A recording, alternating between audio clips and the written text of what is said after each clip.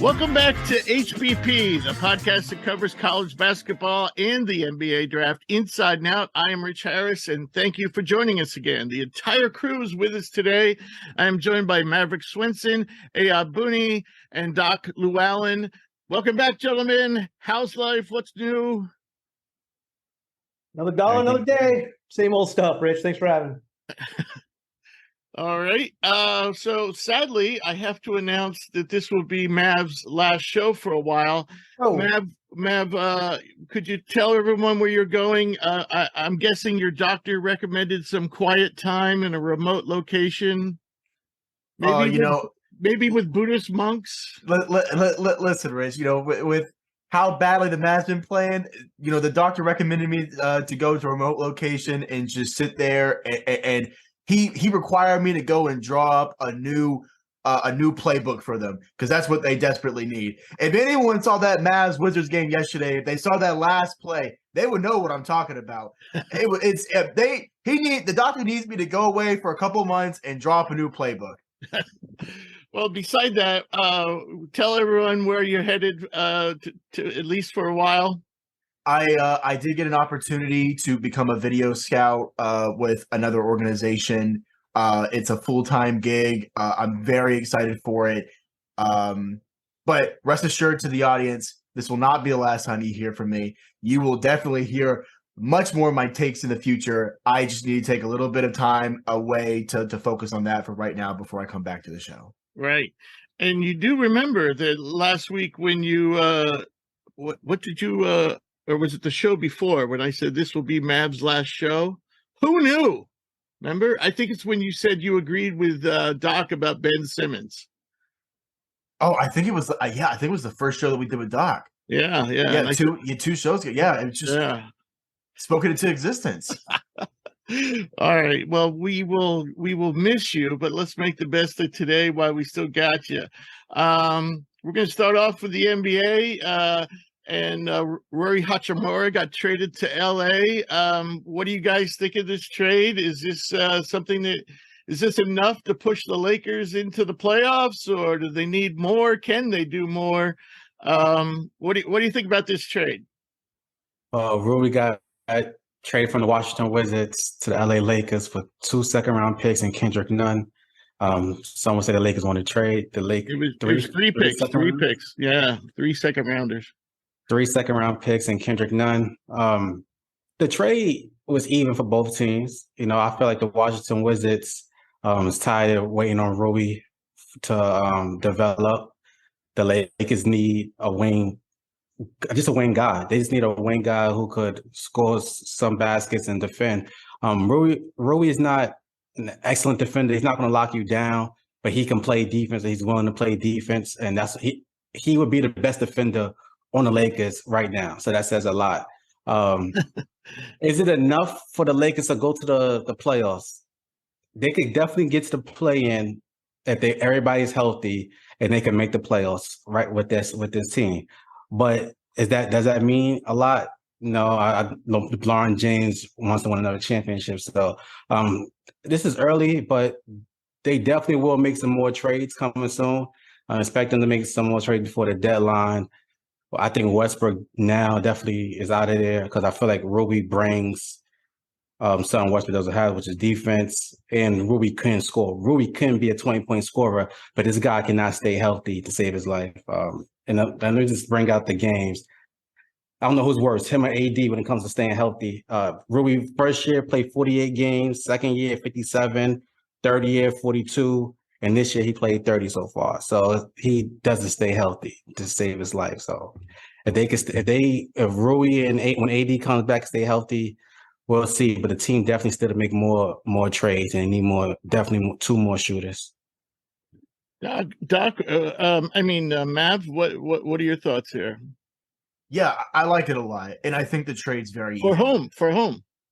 For both. I think the trade's even. I think that Washington got a lot of assets back for him. You gotta think he's on an expiring deal. He's a free agent this summer, restricted, but still expiring. How much is he going to command? Likely in that $15 to $18 million range. Someone's going to give him that money. Is it going to be the Lakers? I guess they think so, but it wasn't going to be the Wizards. They got 3 second rounders back. Those can be assets later on in trade deadlines if they ever feel like that they want to make a push. And Kendrick Nunn is kind of just to make the salaries work. Is it enough to make the playoffs? I thought it was enough to make the playoffs before the Rui trade, given that it would probably be an 8th or 7th seed. I don't see that changing with the move. I think it gives them a better shot. As far as trades, now and the trade deadline coming up, they don't have the salaries to match with guys that I think are realistic. So I made a list of some realistic targets. All right. First and foremost should be no question Josh Richardson. If the Spurs are looking to trade him for only 1 second rounder, I think that's a steal for teams that are looking to make a push. Cam Reddish, a young asset, another expiring deal, cheaper, and he would have costed 1 less second rounder. I could have saw that go either way. I guess I like Rui a little bit more, but I think that the Rui health situation, I think that was great to point out, Doc. And then Jay Crowder, another guy. Not really sure what you're going to get out of him at this point. Not sure how healthy or in shape he is, but still a veteran who's been to the finals multiple times. Okay, since Doc brought up the Russ trade, I just want to get out some things. Dream targets for the Lakers should 100% be Fred VanVleet. 100%. They already scuffed on Kyle Lowry 2 seasons ago whenever they said, oh, no, Taylor Horton-Tucker? No, that guy's untouchable. I mean, I can't even believe that now. Fred VanVleet, again, have to point out, another expiring contract. But if they were to be able to get a 3rd or 4th team, I know that's asking a lot at this point, to take on Westbrook, Fred VanVleet would fit like a glove. Another guy that I think would really help, and it would involve another Russ trade to make the salaries match, is Buddy Hield. They need the shooting desperately. He's not going to provide the defense, and I think the Lakers do. They need a lot of things, but defense is a pretty big factor here. But shooting is also just as big. Hield is very gettable, but you would have to move some assets around. Well, they've been talking about Buddy Hield going to LA forever. Forever. Yeah. That trade, that rumor been out forever for like at least 2 years now. Yeah, because he was even being rumored to go over there whenever he was with Sacramento. So I mean, it's been a while. It's been a while. So go ahead. Go ahead. I didn't mean to interrupt. No, you go. I was going to say, if we're ready to move on, Doc has an interesting midway point question. Should we move on to that one? This is just going to be an argument. I'm going to tell you right now. I want to have huge argument. I already have my list. I have mine too, but I already know. Luka's number 1, Frank Ntilikina number 2. Frank Ntilikina? We can't bring up Frank Ntilikina right now, man. I can't deal with that right now. All right. So Doc thought it would be fun if we discussed who are the top 15 players currently in the league. Now, the one thing I wanted to ask is, could they have missed a lot of time this year, or be hurt or currently hurt? So my criteria for top 5, right? Of course, stats play a part. We all know stats, but stats are the biggest part. I look for stats. What do you mean for your team? Your impact on basketball games? Can you play offense and defense? And number 5 would be overall like accolades. That still does matter. Past stuff does matter. Okay, I know LeBron James is averaging, like he's doing good right now, but he can't carry the team the way he used to, but he's still LeBron James at the end of the day. This is my list about. The injury does mean a lot, but it doesn't take you off a top 15 NBA basketball player list. I it doesn't agree. take you all the way off. That's all I'm saying. All right. And the reason I did is because Maverick is leaving, so let's let him go out in a blessed. Oh! You're going first, buddy. No, you're going first on this one. No, I want to hear yours. Number 1, is Giannis. You know, he's still the best player in basketball, the best two-way player, plays offense and defense. All right, impact. now wait a second. I'm going to hold up fingers for how many you match on my list. So Okay. you got one. Okay. All right. Kevin Durant, number 2. Okay. Kevin Durant is still out there. The Brooklyn Nets is, even with Kyrie, even with Ben Simmons, even with a new coach, they're debacle without him. Kevin Durant's still the second best player in the NBA.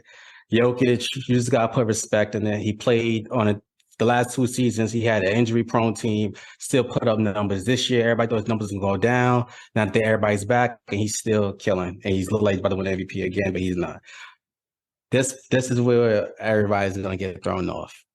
But Kawhi Leonard is still, when healthy, Kawhi Leonard, when it comes to playing both sides of the basketball, Kawhi Leonard, top NBA player. And honestly, he would be top of my list if he was willing to play in the regular season, honestly. Kawhi Leonard I love Kawhi Leonard, the way how he approached the game. In that 2019, nobody had a better playoff run than Kawhi Leonard in 2019. Jason Tatum, number 5. Luka, number 6. Embiid, number 7. Embiid, I want to say this about Embiid. Okay, let me go back to Luka. Luka is 6 for this reason, okay? This is about Luka. Luka can score the ball with the best of them. He's the best scorer. And his team is bad. And without Luka, the Mavericks wouldn't be relevant. That's fine. The thing about Luka is this. I have a problem putting him high because every time I see him playing against the Clippers, he loses. Every time.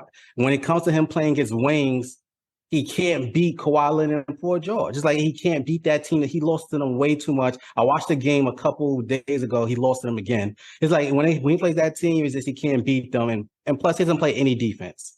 He doesn't play any defense. Out of everybody's name, he played the worst defense out of everybody on this list. And he's just a scorer. So anyway, Embiid, I still put him 6 though. 6 is a good number for a guy. For Luka, he's still early. He's going to move up. It's not good enough, but I'm going to let you roll. Embiid 7. Embiid would be probably the best player in the NBA, but he is a horrible NBA playoff guy. He averaged 31 in the regular season. In the playoffs, he averaged 23. That's not going to work on my list. Steph Curry is next on my list. The only reason, this is how I feel about Steph. Great player. He can shoot. But he's a system. It's like he's like one of those like kind of Jalen Hurts for the Eagles. He has a good system that make you look what you are. He was on a team where he had to have the ball in his hand like how Luka does. It wouldn't really go right for him. He wouldn't rank him up there. You know, he needs a lot to go right. He needs Draymond Green, and that's sad to say, but he needs Draymond. Draymond means a lot. Like he did when he took Davidson to the Elite Eight. Oh, that's Rich, college. That was decades ago. That's college. The point. That's I mean, he only has 4 NBA championships. He's pretty good. You're talking to him like he's had one. He's like he's Devin Booker of the Suns. You know, it's like. Wait, let Doc roll. No, I said he's great. But he's not a system guy. That system. The system guy's a 1-year guy. No. He benefited a lot from that system, man. He did not do this when he had Monte Ellis on his team. I'm telling you, when he had Monte Ellis, he was like a 2nd-year guy, and he did have a lot of points. He was not like this. He was a 2nd-year guy when he had Monte Ellis. Yeah, he played 3 years with Monte Ellis, and then Mark Jackson came in 2013. He was okay. 2014, better, and then when he got Steve Kerr, that's when he turned into MVP. You could be honest about that. He wasn't doing this. He had big years with Mark Jackson as well. I mean, he had all those years. He had to get pieces around him like any other championship team. He made All-Star with. He made All-Star with what's his name? He averaged like 23 points. Yeah, it took Michael Jordan and LeBron quite some time to make to win the finals too. Yeah, I was not talking about winning the finals. I'm just saying Michael Jordan came in the league averaging already 30. Steph didn't do that. Let's just get off Steph conversation. Steph must be a sensitive topic. And definitely, Steph is a more sensitive topic than Luka and LeBron. You know why? Steph got the younger generation. Steph has a many accolades you can't really argue about. So that's why I hate arguing about Steph. But when it comes to one-on-one players or anybody, Steph is not up there. But anyway, LeBron James. Did I just get thrown in the young generation? This is man, this is wild. All right, I got next is LeBron James. He's old now. Is that number 9? Is that number 9? Number 9? Yep. Wait. Okay, I got you. Yep, he's number 9. He's still LeBron James, but he just can't carry you over the promise. He can't carry no more. He needs help. He's like Tom Brady. He needs help, and that's fine. I think LeBron James being at 9 is reasonable and respectable. Okay. Next is Ja Morant at number 10. I'm battling between Ja Morant and Devin Booker, but I gave Ja Morant the nod over Devin Booker right now. Next is Devin Booker after Ja Morant. After D Book, I put Jimmy Butler. What Jimmy Butler does in the playoffs doesn't get spoken about. Okay, he was one shot away from going back to the finals. He takes a Miami Heat team when Bam Adebayo is averaging 13 points in the playoffs. Did Bam Adebayo the next leading scorer in the playoffs, and he went to the finals in the bubble. He was a one shot away in the finals, and if he didn't miss 2 games against the Boston Celtics, they probably would have beat them. You got to give Jimmy Butler credit. He doesn't get credit, and he plays defense also. Next, Jaylen Brown, most underrated player in the NBA right now. He doesn't get talked about. He carries Tatum a lot, but that doesn't get talked about. Anthony Davis would be somewhere higher, but he stayed injured. So, but yes, come on, his injury. Talk your stuff, Doc. Yeah, keep it going, Doc. If the NBA had a NFL type season, Anthony Davis would be good. Yep, he would. He'd be great. 16 games. Oh man, Anthony 13-3 go to the playoffs. Hey, let me finish for you guys. Yeah, keep going, Doc. Keep going. The last person after Anthony Davis, I was battling this, and right now I'm putting Donovan Mitchell, and that's it. I was battling between Zion. I had 11. That's respectable. Yeah. I had 11 of the 15, and the only one I could swap out some of the guys I had on my list for your list. But the one guy I would never put on my top 15 list is Anthony Davis. No way. No way. He was at the bottom of my list. So we got to hear yours, Rich, now. We got to hear yours. Well, no, I'm going to let you go next because. No, I'm going to take a lot of time on mine. I can guarantee you that. We don't have a lot of time, but but I can swap some of my guys out. Like I had Sabonis, I had Shea, I had Halliburton, I had Lillard. I definitely could take Lillard off the list. And who else did I have that you didn't have? I won't bore you with my. So I'm just trying to Sabonis, Shea, Halliburton, and Lillard. They were the 4 I didn't have, but I could swap them from yours, Doc, except for Anthony Davis. No way, he's not on my. You ever hear of the phrase "heart of a lion"? He has the heart of a dead mouse. Hold on. So who were the people that you left off that list? Because you left off AD. Did you leave off? I left off Kawhi, Booker, Damian Lillard. You guys left off. You guys left off George. No, I left off AD, Booker, Kawhi, and Jaylen Brown. And I love Jaylen Brown. I love Jaylen Brown. I agree with you on your. Hold on. You definitely got to switch those guys and put my guys in because now I have Kawhi. I don't mind. I don't mind. I just won't put Anthony Davis on. No way. He won't be on my top 50. I like your take on Kawhi Leonard, though. I mean, I think he's the best two-way player in the NBA, and I do like your take on Jimmy Butler. I think they're both. I'm a big two-way guy, and the way they both play is just amazing. And I 100% agree with you. When it comes down to it, at the end of the game, Butler and Kawhi, they really affect the game. So kudos to you for putting Kawhi as high as you did. I love him as well. I'm about to blow everyone's mind. Here's my criteria that I put on. See, because you can't just go and say, okay, this guy is better than this guy in the NBA. It doesn't work like that. I don't think anyone should. I don't think anyone in the audience expects it to be like that. So we have to put certain criteria to make it fair for everyone. I'm so glad you brought up the injury thing. I thought that was going to be a big thing. I'm glad that it's not. Here's my criteria. All right. Number one, biggest thing for me is success throughout the year with different schemes. How unstoppable are you? Is there a certain defensive scheme that I can run that stops you? Or is there nothing? Am I going to be scratching my head on the sideline because I don't know how to stop you? That right there is the definition of a dynamic superstar in the NBA, no matter the position. 2, team contributions. Excuse me. How important are you to the position the team is currently? All right. For example, last year with Denver, they were injury riddled, and Nikola Jokic brought them to the playoffs. Now, there wasn't much success, but he still brought them to the playoffs with that 6 seed. That's what I'm talking about. You have to contribute on both ends. You do.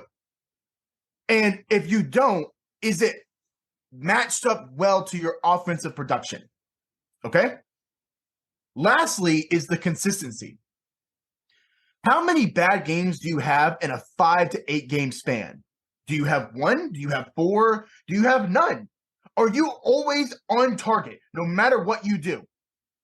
And if you have a bad team, or excuse me, if you have a bad game, does your team still win?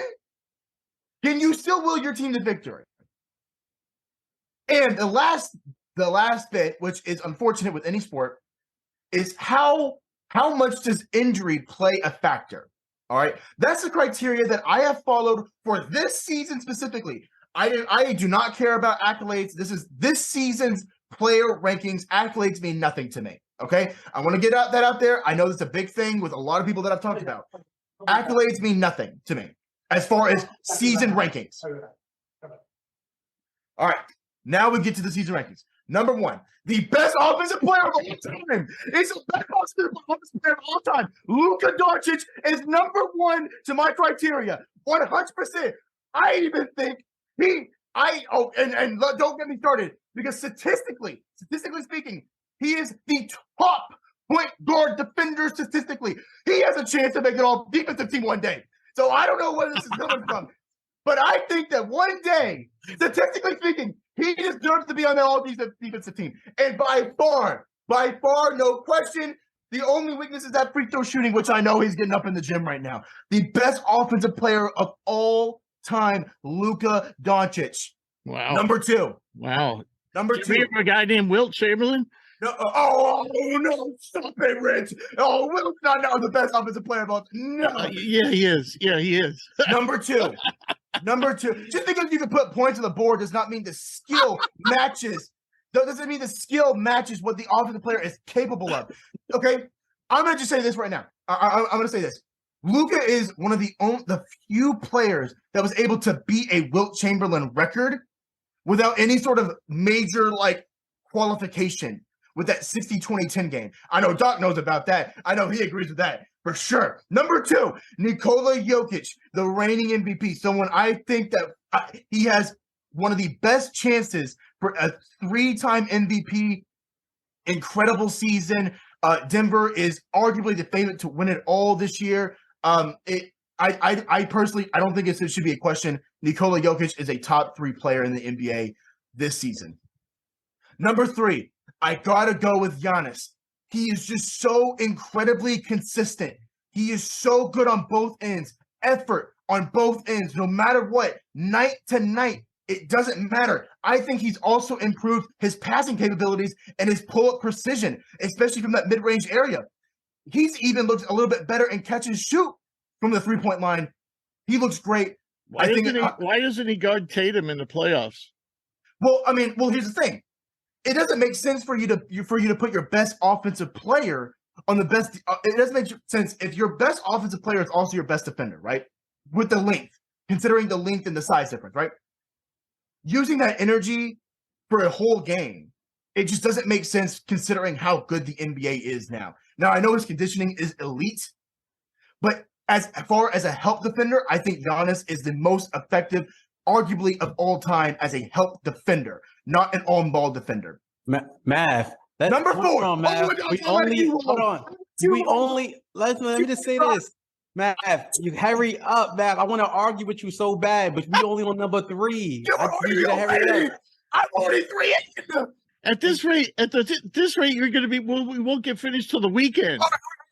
Okay, hold on. Okay, we'll go fast. Number 4, I got Joel Embiid. He looks much better. Number 5, I do have Jason Tatum. What, dog? What do you mean? What on Joel? You had Joel Embiid 7. I have a couple more spots up. Number 5, I have Jason Tatum. All right, he looks incredible. MVP candidate. He's on the probably a top 3 team in the NBA currently right now. Number 6, I do have Kevin Durant. The injury, I had Kevin Durant a little bit higher, but the injury just this is where the injury starts coming in.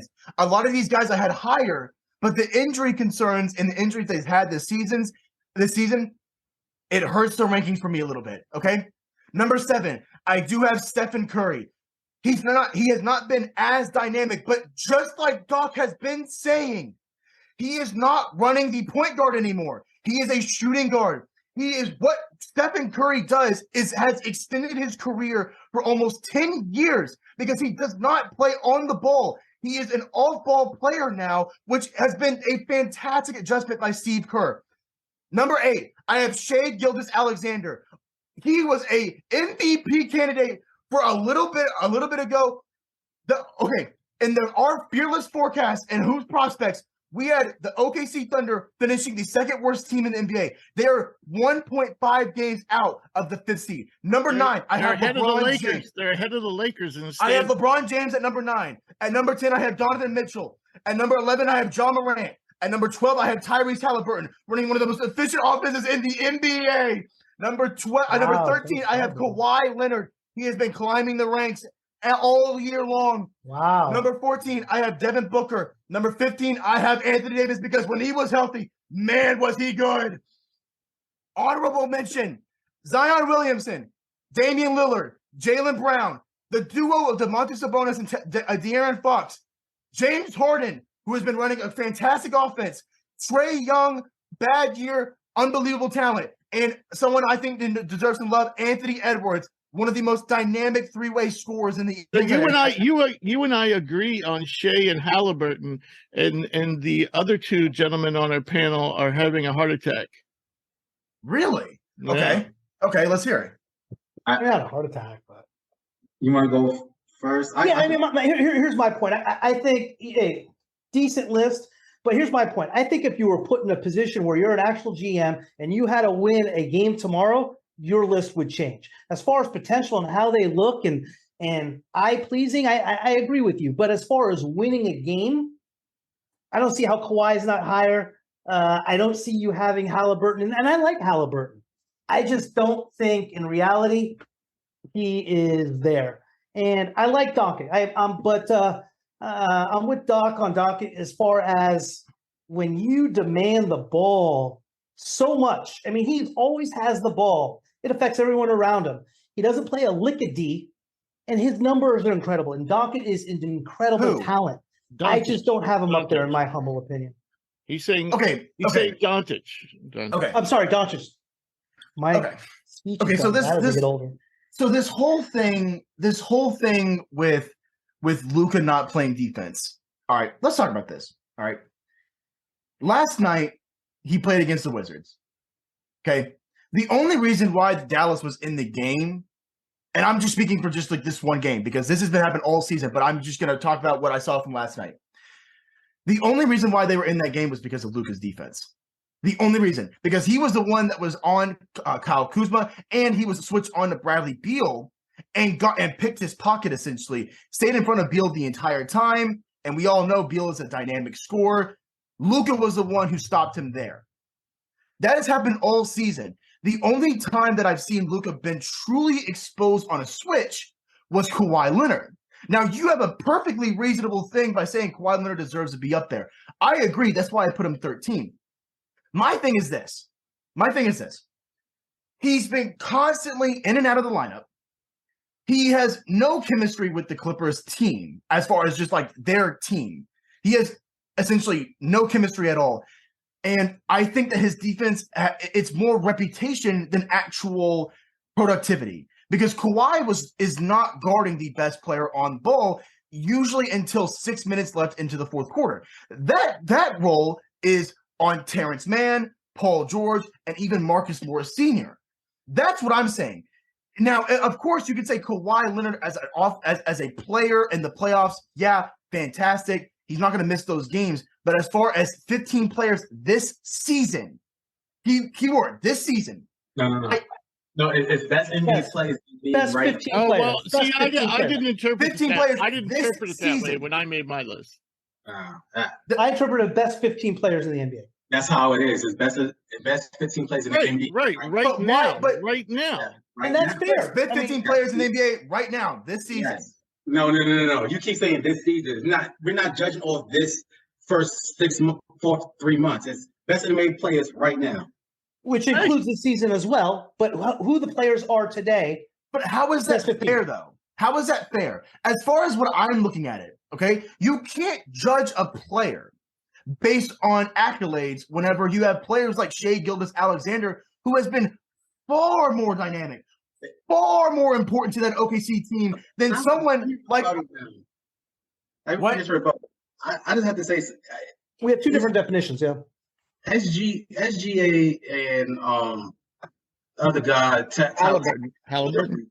it's impossible for them to be top 15 because this is their first real year of, you could say, like playing all-star level basketball. So it's like impossible to say they top 15.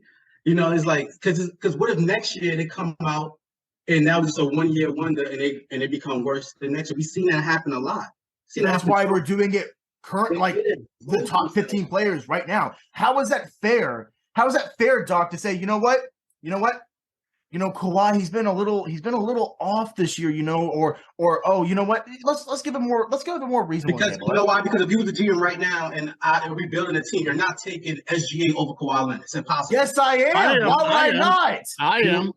No, you got to be a hard. You'll get fired. Come on, there's no way. I would get fired for taking the young up-and-coming all-star who was in the MVP conversation over a man who plays 50 games a year, no back-to-backs, and you don't even know what you're going to get out of him? All right, so let me ask you a question. Is SGA ever going to win an NBA title by him being the best player on the team? No. He's never going to win an NBA title. Doc, that's not what I'm saying. If you're going to say, okay, if you need one of these guys on your franchises right now, if you need a guy on your franchise right now, are you looking for the franchise? Are you saying, okay, the franchise is going to start with this guy or this guy? All right, Kawhi Leonard or SGA? Right? That's a good point. Yeah. For me, like, for example, the Warriors, if you were to start a franchise today for the rest, I'd take Jordan Poole over Stephen Curry. No, I wouldn't. If you were to start a franchise today, hang on. If you were to start a franchise today for the rest of the career. He's saying you'd be able to hold on to Poole for a while. Where Curry has another 3 years, 4 years. This is nothing against. That's my point. That's what I'm getting at. Wait, but I don't. You want to take a 23, 24-year-old Poole over a 35-year-old Curry? My thing is this. I actually disagree. I don't think that Curry has 3 or 4 years left. I think Curry maybe has 8. I think what Steve Kerr has done with that Warriors team, playing him off the ball basically the entire time, and then only on the ball in really certain situations, I think that's genius to extending his career. And even whenever you say, okay, would you rather have Jordan Poole in 5 years or Stephen Curry in 5 years? I think I'd probably still have Stephen Curry. Doc, what do you think? Let me take that back. I would not do that. But my point being, it's an argument to be made. That's my point. So, but you're saying essentially, I would not do that. Take the younger guy. I'm sorry? Essentially, you take the younger guy every time. No, in this situation, I would not. I take that back. But my point being, it's an argument to be made. Doc, what do you think? I will say this, man. If the NBA was to start over today, every team goal was to win a championship this year or like the recent year. It wouldn't be, okay, let me get SGA because he's going to be here longer in the future. No, I'm trying to win a championship this year right now. And everybody wants to start over. It's about winning right now. Nobody thinks, okay, I'm going to build for the future. Everybody's starting over right now. So that's why you go with the best players available right now. This is common. Like, it's not. You can't think about the future when we all start over. There's no future right now. We're trying to win now. Absolutely. Hold on. Wait, Doc, can I ask you a question? Yes. So, how important is team chemistry? Team chemistry means a lot. How much? Honestly, you watch the NBA probably just as much as I have. Everything. It means everything. Yeah. Team chemistry means a lot in the NBA. Yes. What a close-end question that was. How much truly do you think Kawhi Leonard in the past 3 years has contributed to team chemistry with that Clippers team? Honestly. In the last 3 years, 0.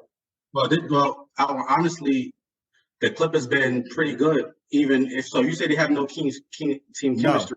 They've been pretty good. They went to the Western Conference Finals without Kawhi because he got hurt. The year before that, they went to the bubble. They got disappointed by Denver.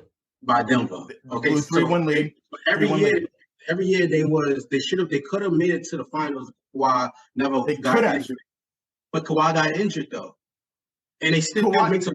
But they still made it to the Western Conference Finals. So that's my point. That's my point. You just at this point in his career, I just can't trust him because he's gonna miss a ton of regular season games. I'm not going to be able to develop the team chemistry that we all need in that regular season.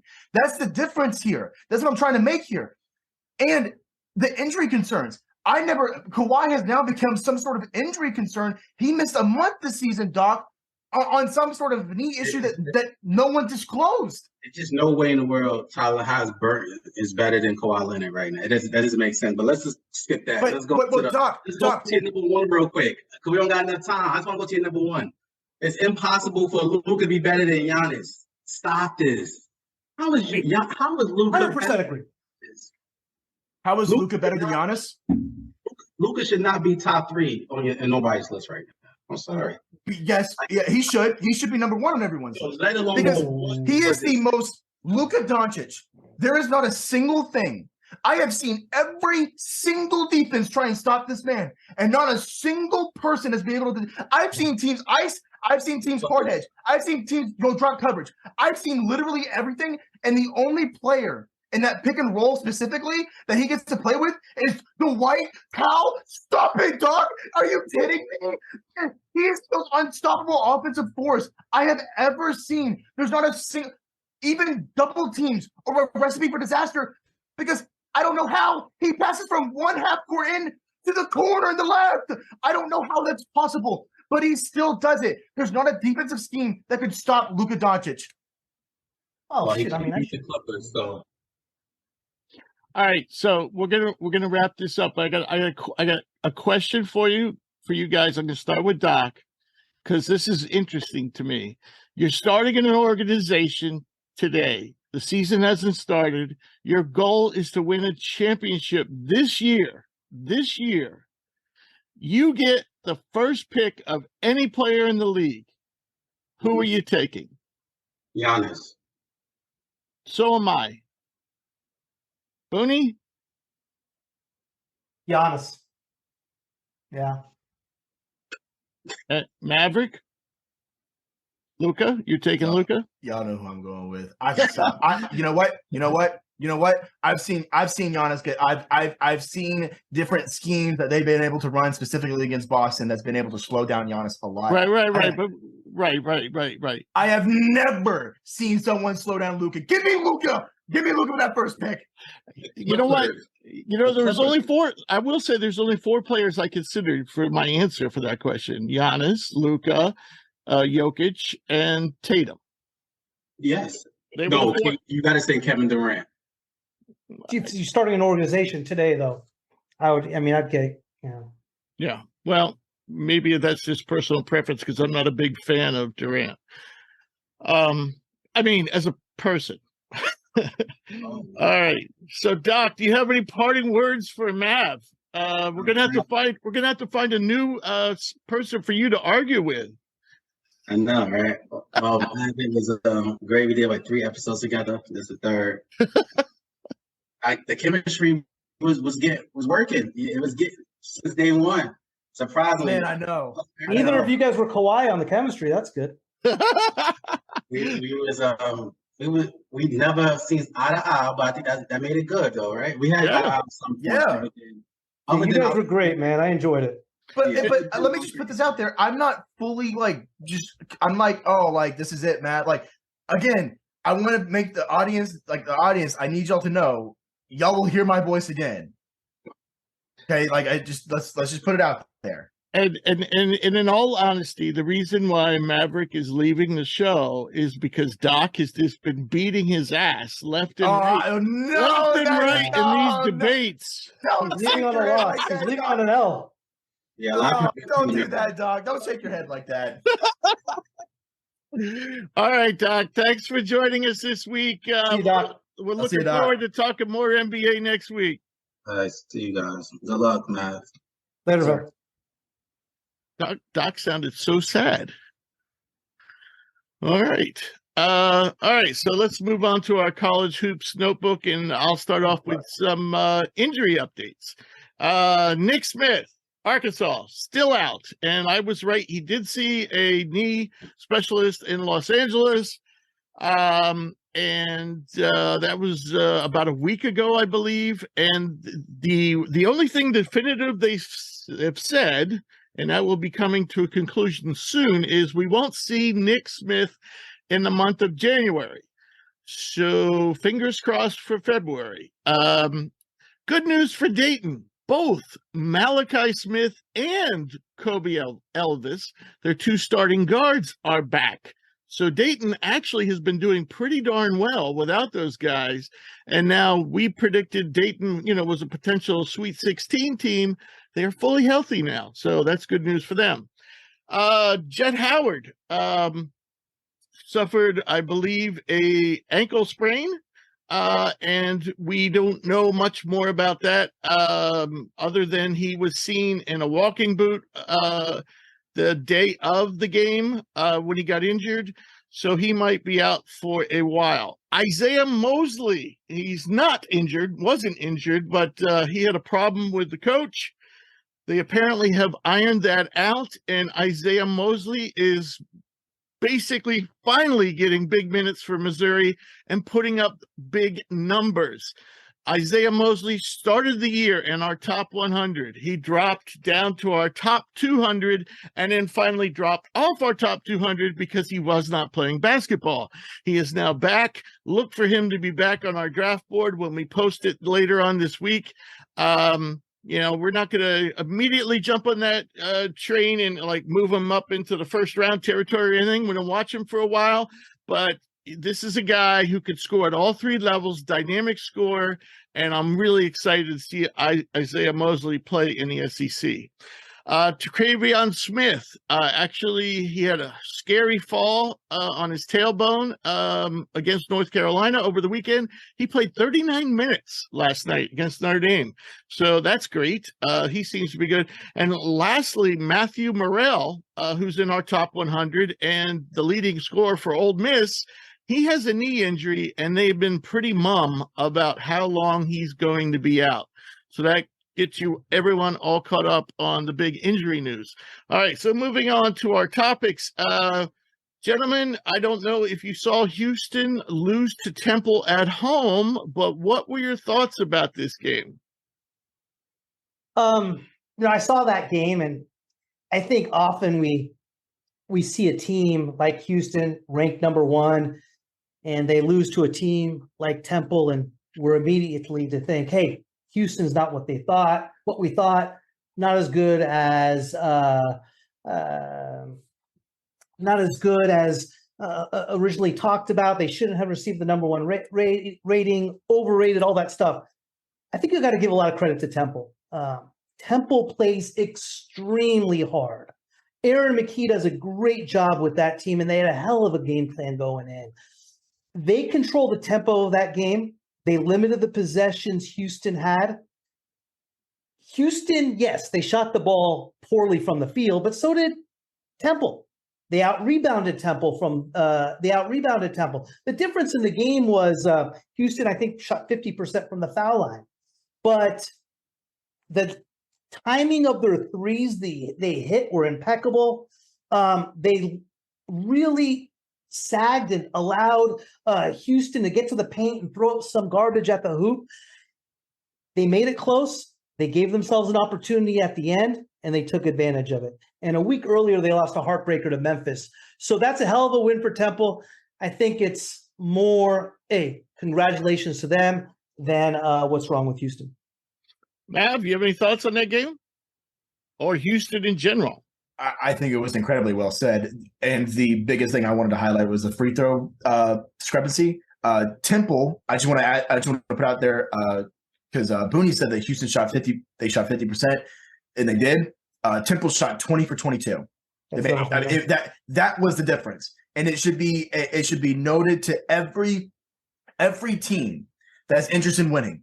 Never underestimate the power of a free throw, ever. Right. And never underestimate it when someone asks you what's the most important stat in basketball. Yeah. I know. It's the only stat that you can compare across all kinds of things and judge people that's not influenced by something or other. But I'm going to take the counter argument here and say I'm concerned about Houston. And I'll tell you why. This is only their second loss of the season, but in both of their losses, Jamal Sneed, who's not a scorer, led that team in shots. And he's their point guard, and he had 1 assist. Meanwhile, their best scorer, their best shot creator, was forced to lead the team in assists, and that's Marcus Sasser. He also didn't shoot very well. Sneed was 4 of 16. Sasser was 4 of 11.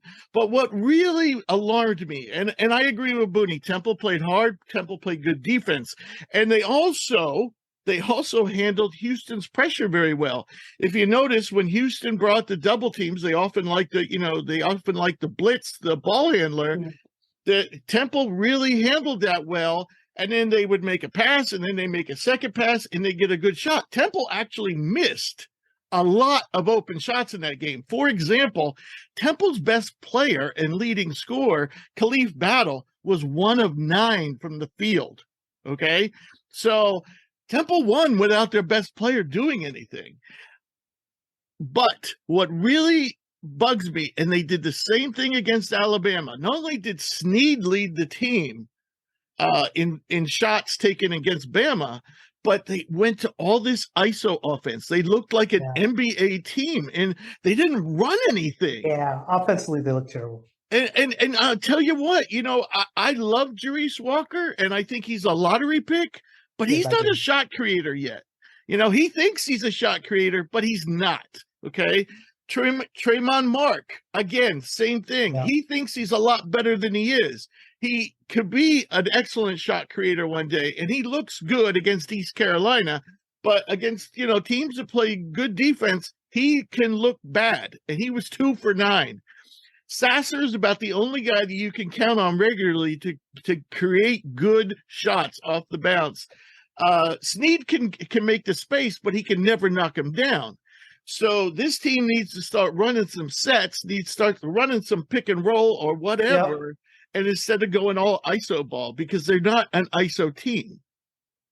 Agree. Yeah, their offense looked stagnant. They stood around, ISO ball, didn't make shots. Yeah. Right. All right. So now we move on to the team that went into last week. That was the number 1 ranked team in the country. The number 2 ranked team in the country didn't lose 1 game.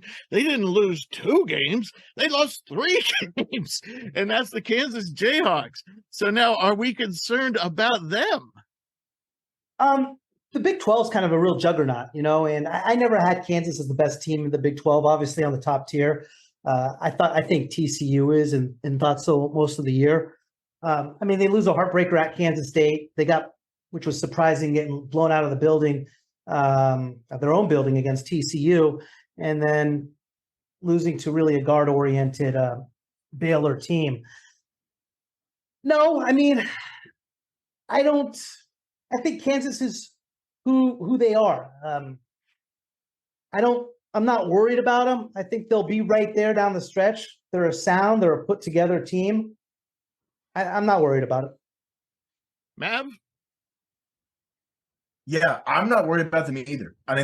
Their 3 losses, their 3-game losing streaks, it was all against ranked teams and all incredibly talented teams at that. And 2 on the road, 2 of them on the road. 2 on the road. The TCU losses, that was pretty rough. They blew them out. But the Kansas State game, okay, they should have won that game. And it was just mental mistakes. That was what I got over the past 3 games. Small mental mistakes that I saw that just added up to a loss. The mental mistake I'm talking about is the timeout by Bill Self. Oh, and yeah. I'm at that point. You're going to have to set the stage because we've talked about this before, but. Well, okay. I believe it was off an offensive rebound, a pick and roll. Yeah, they had a break. They were on the break. It was like there was a little screen at the end, and it was a pull-up jumper with his left hand from almost, it was like a 28-foot 3 ball from Jalen Wilson. And It was an right on-ball before, handoff, off the three. right I saw that, before, yeah. right before, there was a timeout called by Bill Self, Right. When and he made the jumper. I remember that, yeah. Oh, you're talking about a different timeout then. I'm talking about another timeout. Oh, yeah, did you I'm talking about jump in the on that timeout when there was about 20 seconds to go in the game. Kansas got the ball on the break. They were trailing by 1. Jalen Wilson was down court in the post, posted up, and Marquise Noel, he has about a foot on. He has him posted up. And all somebody had to do was, and Noel's in the post. He's in the paint. All you got to do is dump it down, and you got the lead. He called timeout. He could have easily shot over him. Right. So he had the mismatch. He had the mismatch, the perfect, your best score on a guy who's 5'8", and called timeout. And he called timeout when the guy that he's been riding with all game, who has almost 40 points, he has the ball. He gets an open look. Yeah, it's a little bit of a heat check shot, but at that point, you kind of just have to ride with your players. He had no trust, and that lack of trust lost him the game. And that's just the mental mistakes. Right. Turnovers have been killing this team, too. Yeah. Turnovers have really been hurting. But Drew and I, since the season preview, we had been saying we weren't sold on Kansas as being a Final Four team. And the reason we said it is because you have Wilson and Dick. You have Wilson and Dick, and who else do you have? Okay? And what's also become apparent, something that we weren't sure of, but all these 4 stars and 5 stars that Houston has on the bench, none of them beside Dick are rising to the occasion. So Kansas has no bench. They don't have anybody off the bench who's worth their salt right now. And, MJ Rice, we thought would be like at least a 10-point score. And we thought Uday would be a shot blocker that they desperately needed, because right now they're playing KJ Adams at 6'7" at center.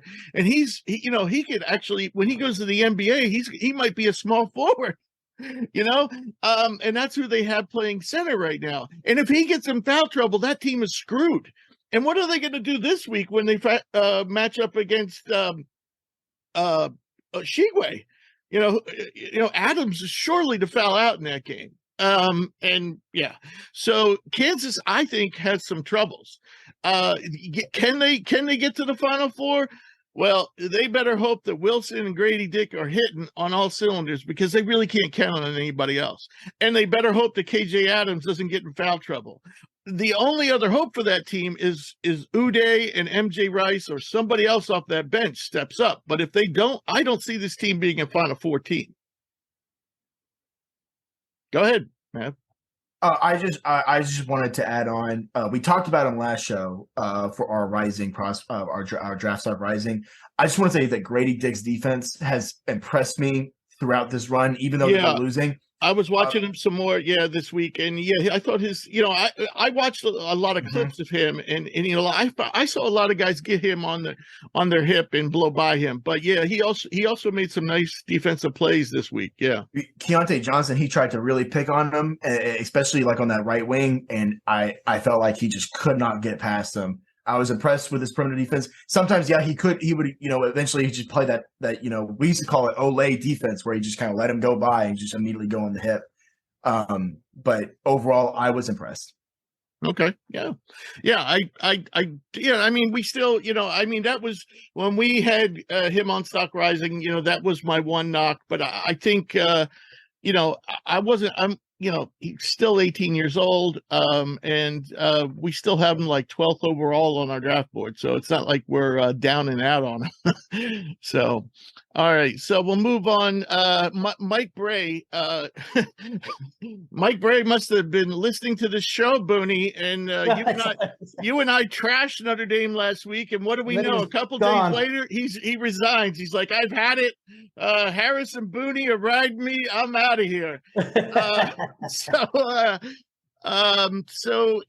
what do we think of Mike Bray and the state of Notre Dame basketball? I think we're going to see it. We're starting to see it already, as veteran coaches like Mike Bray are going to start stepping away. as the transfer portal and as NIL has become more and more prevalent, college hoops coaches are almost like NBA GMs at the same time. They're a little bit of both. And I think there's just a lot more they need to do in order to get the best team on the floor that they don't want to be part of, and they have to do off the court. I think it's going to be better for Notre Dame basketball. I think they're going to get somebody young in there who gets it, who understands it, and bring in the talent that Notre Dame. It has the energy to do it. Correct. So, I think that's what it really came down to with Mike Bray. There's a lot on college coaches right now in order to get the best players and the best program, and most of it is off the court. Right. Yeah. I am old enough, sadly, to remember the heyday of Notre Dame basketball, and that was the 70s and maybe into the early 80s, and that was Digger Phelps. And Mike Bray surpassed Digger Phelps as the all-time winningest coach at Notre Dame. But for my money, he was never did for Notre Dame basketball what Digger Phelps did. First of all, back then, from say 1970 to say 1985, roughly, Notre Dame always had at least one NBA player on the team, sometimes two. They always had like an All-American type. You could count on it. The other thing was nobody wanted to play at Notre Dame back then. No one. This was before the TV football contract, and that TV football contract in some ways has ruined Notre Dame, because I don't know what it was, but Notre Dame football and Notre Dame basketball is not the same in terms of crowd. Nobody wanted to go play at Notre Dame back then. You guys both saw Purdue, Michigan State. We all did. We all saw Purdue, Michigan State at Michigan State. Do you remember how loud that crowd was? You had to turn down the volume on the TV because, and the whole crowd, every time Purdue would have the ball, would be going, whoa, whoa. Right. That was Notre Dame basketball under Digger Phelps. Digger, if you were the number one ranked team and you went into Notre Dame, you were pissing your pants. Didn't, because Notre Dame was always the underdog, and they were at least 50% against like top 10 teams at home. No more. You can hear a pin drop in the stadium or in the arena now. Notre Dame basketball needs a change. Mike Bray, I will, again, last night they lost by a few points. You can't play six guys the whole freaking game and last for 40 minutes. He's got other decent guys on there. I mean, they're not 4 stars, they're not 5 stars, but they're 3 stars, and they don't even get a chance to prove themselves. Meanwhile, the same thing has happened over and over and over again this season. They lose in the last few minutes of the game. They often have the lead, and then they run out of gas. So, yeah, I'm a little angry at Mike Bray at this point, and I think it is time for a change. All right. So, having said that, I would like to qualify. I also love Mike Bray. I always thought for the longest time he got the maximum of what he had to work with.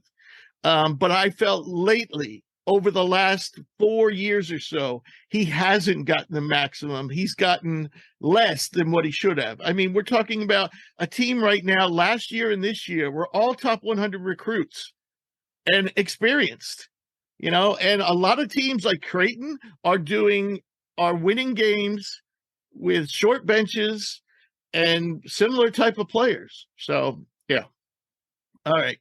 So, last topic. And I just went through and I was looking at power rankings and so forth, and trying to see who's the best teams right now in the different power rankings that aren't ranked, and where do we see these teams as having a chance to go the Sweet 16 and beyond?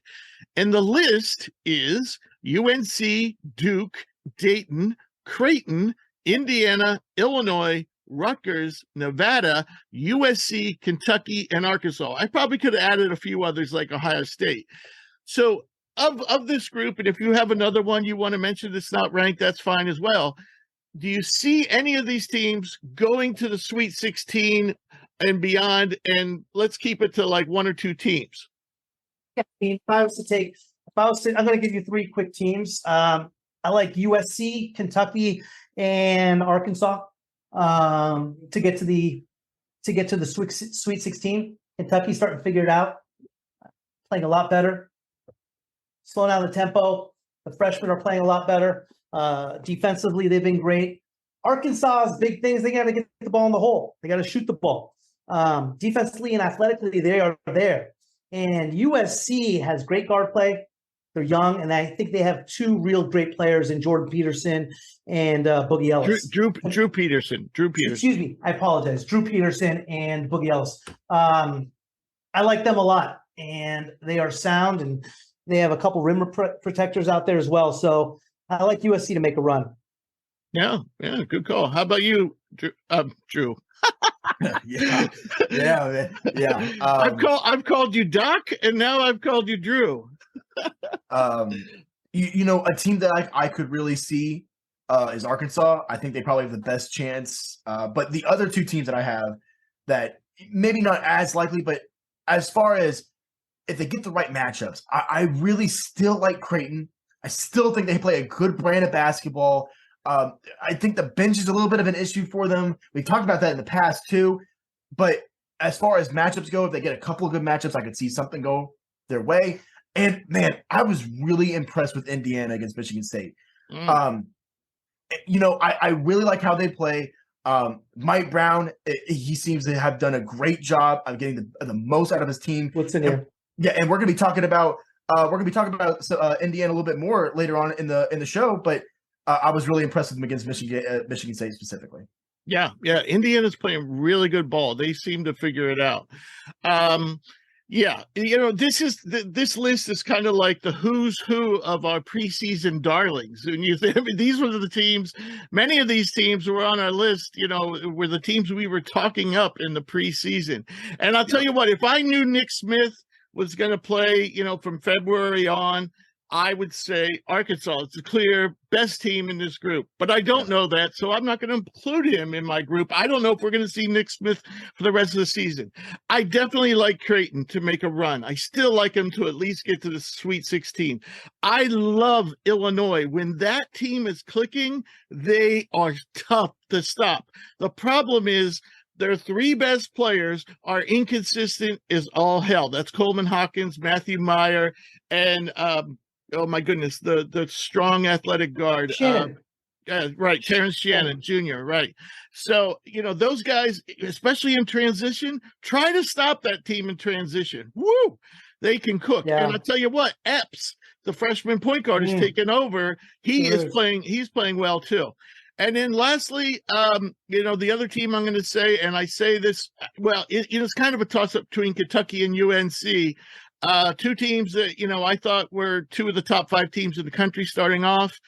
And I'm going to give the nod to UNC. You know, and I got a lot of problems with UNC, but I still think they're at least going to get to the Sweet 16.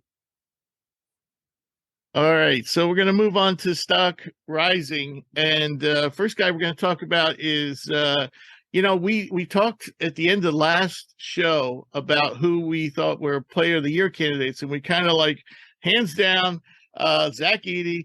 And one guy, you know, we kind of failed to mention, but he's probably right up there with Brandon Miller in terms of, you know, if there is a second or third choice, is Jalen Wilson of Kansas. I mean, Jalen has just been lighting it up. And I'll just run through his numbers quickly here. 21 points per game, 8.6 rebounds, 2.5 assists. Is averaging 0.75 steals, 0.6 blocks. Good shooting splits, but not outstanding. 43% from the floor, 34% from deep, 78% from the foul line. So, you know, the thing that's interesting about Jalen is, you know, for those who follow the draft, he's actually, you know, tested the waters 2 consecutive years. And he's been, you know, an outstanding performer at the G League Elite Camp in terms of scrimmage games, producing, good numbers just like he does at Kansas. But he always tests out poorly athletically. But, I've been watching that more carefully this year, and I don't think he's a bad athlete. I think there's certain guys who maybe play better with the ball in their hand or play better on the court than they do in those tests that they do that I don't know how you guys feel, but I think he's at least an average athlete. I think he's an above average athlete. I don't think he's an average athlete. And he contributes. He can score at all three levels. He can play defense. He's a very good rebounder. He's a hustler. He's a scrapper. What's not to like about Jalen Wilson? Because he's never been. Also, we had him. We've had him around second round. Kind of on the edge of the first round, second round for most of the year, but people didn't really have him on their draft boards until, maybe the last month or so. So why don't mirrors, Rich? Smoke and mirrors with Jalen Wilson. Yeah. 6'8", I think 215. Biggest thing you got to remember about Jalen Wilson and his biggest advantage in college basketball right now is the matchups. He always creates some sort of disadvantage for the opponent at his size. He can take it outside. He can play with his back to the basket. You said it earlier with him posting up Noel at that end of that game. And that's just a little bit of an example as far as what he can do. But every time he catches the ball on the offensive end of the floor, he has an advantage. And for him to shoot 42% from the floor and 34% from three, with granted always an open look one way or the other, is just not good enough for the NBA. He's not going to have those types of matchups in his favor in the NBA. I know a lot of people like him. I don't like him shooting 17 shots a game. I don't like his 34% from three. I'm down on Jalen Wilson. I'm not with you there. Okay. Mav? Whenever I was doing my research on him, I just can't help but I can't ignore what Booney just said. He takes a lot of shots to get his rhythm, and he has an advantage in a lot of matchups. And he's not very efficient with his touches.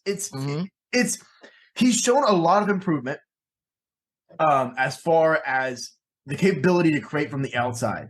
That was the biggest improvement that I saw from last year to this year. I still have concerns with him around the rim because even whenever someone's inside protecting the paint, I don't think he's that good around the rim.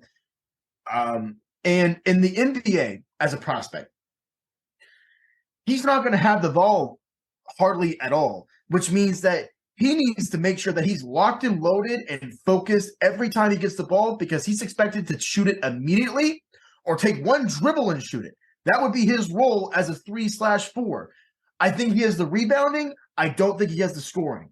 He's probably a second round pick, but concerns about the difference in shot creation, not having the ball nearly as much, finishing around the rim, and really, also defense too, because he has improved a little bit athletically, but is he a good enough athlete to stay in front of those threes in the NBA?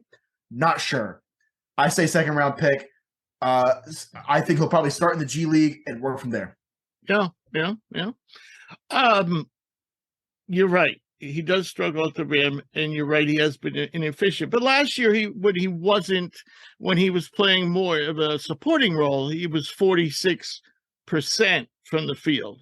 So you can project if he was shooting 46% from the field and 34% from three, maybe you'd be looking at it a little different light.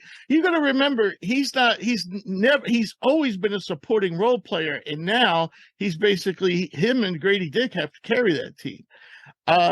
Could he be a little more efficient? Could he share the ball a little better? Yes, and definitely I am concerned about him. His 34%. That's a career high. His 34%, and also. Definitely concerned about his inefficiency at the rim. So, okay. All right. So moving on, we have Mike Miles, another guy that is not very high on people's draft boards, and there are reasons for it. And Mike is, first of all, he's a 6'2", very sturdy, muscular, built, guard, kind of looks like an NFL running back. And he is fast with the ball. He's blindingly fast. But the problem with it, well, I'll go over some of his numbers right now for TCU. He's averaging 19 points a game, 53% from the floor, which is excellent for a point guard, but only 31% from three, shooting 73% from the foul line, 3 rebounds a game, 3.2 assists per game, also 2.8 turnovers per game, 1.5 steals per game. So what are you guys' thoughts on Mike Miles, who basically, leads that blistering fast TCU offense? I have two mixed thoughts on Mike Miles. I seen Mike Miles play quite a bit this year. I love him as far as being a gamer, competitor. He always seems to be bringing his best when his team needs it in the most important games at the most critical times. But yeah, Rich, you can't ignore that 3-point percentage number. And he hasn't shot well this year when the teams needed him from 3, period. I like him. How's he going to do in the next level? I think he's going to be a G League guy. He can improve his shooting. He could come in the league and be a backup for somebody. But yeah, I don't know how much of a pro he is going to be. Mav? I also am a fan of how he plays. Just like I'll just quote Booney. He's a gamer. And I'm also going to tag along with the 3-point percentage because as a prospect, one of the biggest things for me, especially if you're a guard, you have to be able to shoot the 3, not only on catch and shoots, but off the dribble as well. And I don't think he has the capability of doing either of those at a high level. Right. Fantastic finisher around the rim, great athlete, really good defender, and he really knows how to use his body. But the 3-point concerns, it's just too prevalent for me to fully say he's an NBA player. Right. We can say he has NBA speed. 100%. And we know he can get to the rim at will. And right now, with runners, 99th percentile in the country, and at the rim for a 6'2" guard, 95th percentile. And the reason is because he just leaves people in the dust. Now, 33 percentile with dribble jumpers. Not good. And he's not a great passer. I mean, he's only averaging 3 assists per game. Again, he is on a team where there's not a lot of scores. So he has to take on that scoring role. Can he be more of a facilitator, as a supporting role player? Here's the good news with Mike Miles that we can't say about Jalen Wilson. Mike Miles is still only 20 years old. And he doesn't have to come out. So, so that's a plus right there. He tested it last year, didn't do so well in the camps, came back. So I don't know if he's going to try to. I hope he stays in. Right. All right. So the next guy is a former 5-star. Who is that's Matthew Cleveland of Florida State, and Matthew's overall numbers probably aren't as impressive as what he's been doing lately, and he was actually on our stock falling early in the season because he really got off to a miserable start. But he's really been having a string of big games. I mean, he scored in double digits. Geez. Actually, since the third game of the season. So the second game of the season, he only scored 5 points. The third game of the season, he only scored 3 points. And since then, he's pretty much been on a tear. He's only been below 10 points once since. And, we're talking a 6'7" wing, which is the kind of ideal prototypical size for the NBA. And Matthew is only, he too is only 20 years old and won't be 21 till September. Again, another player, we don't know if he, is going to come out, and I would hope that he would stay.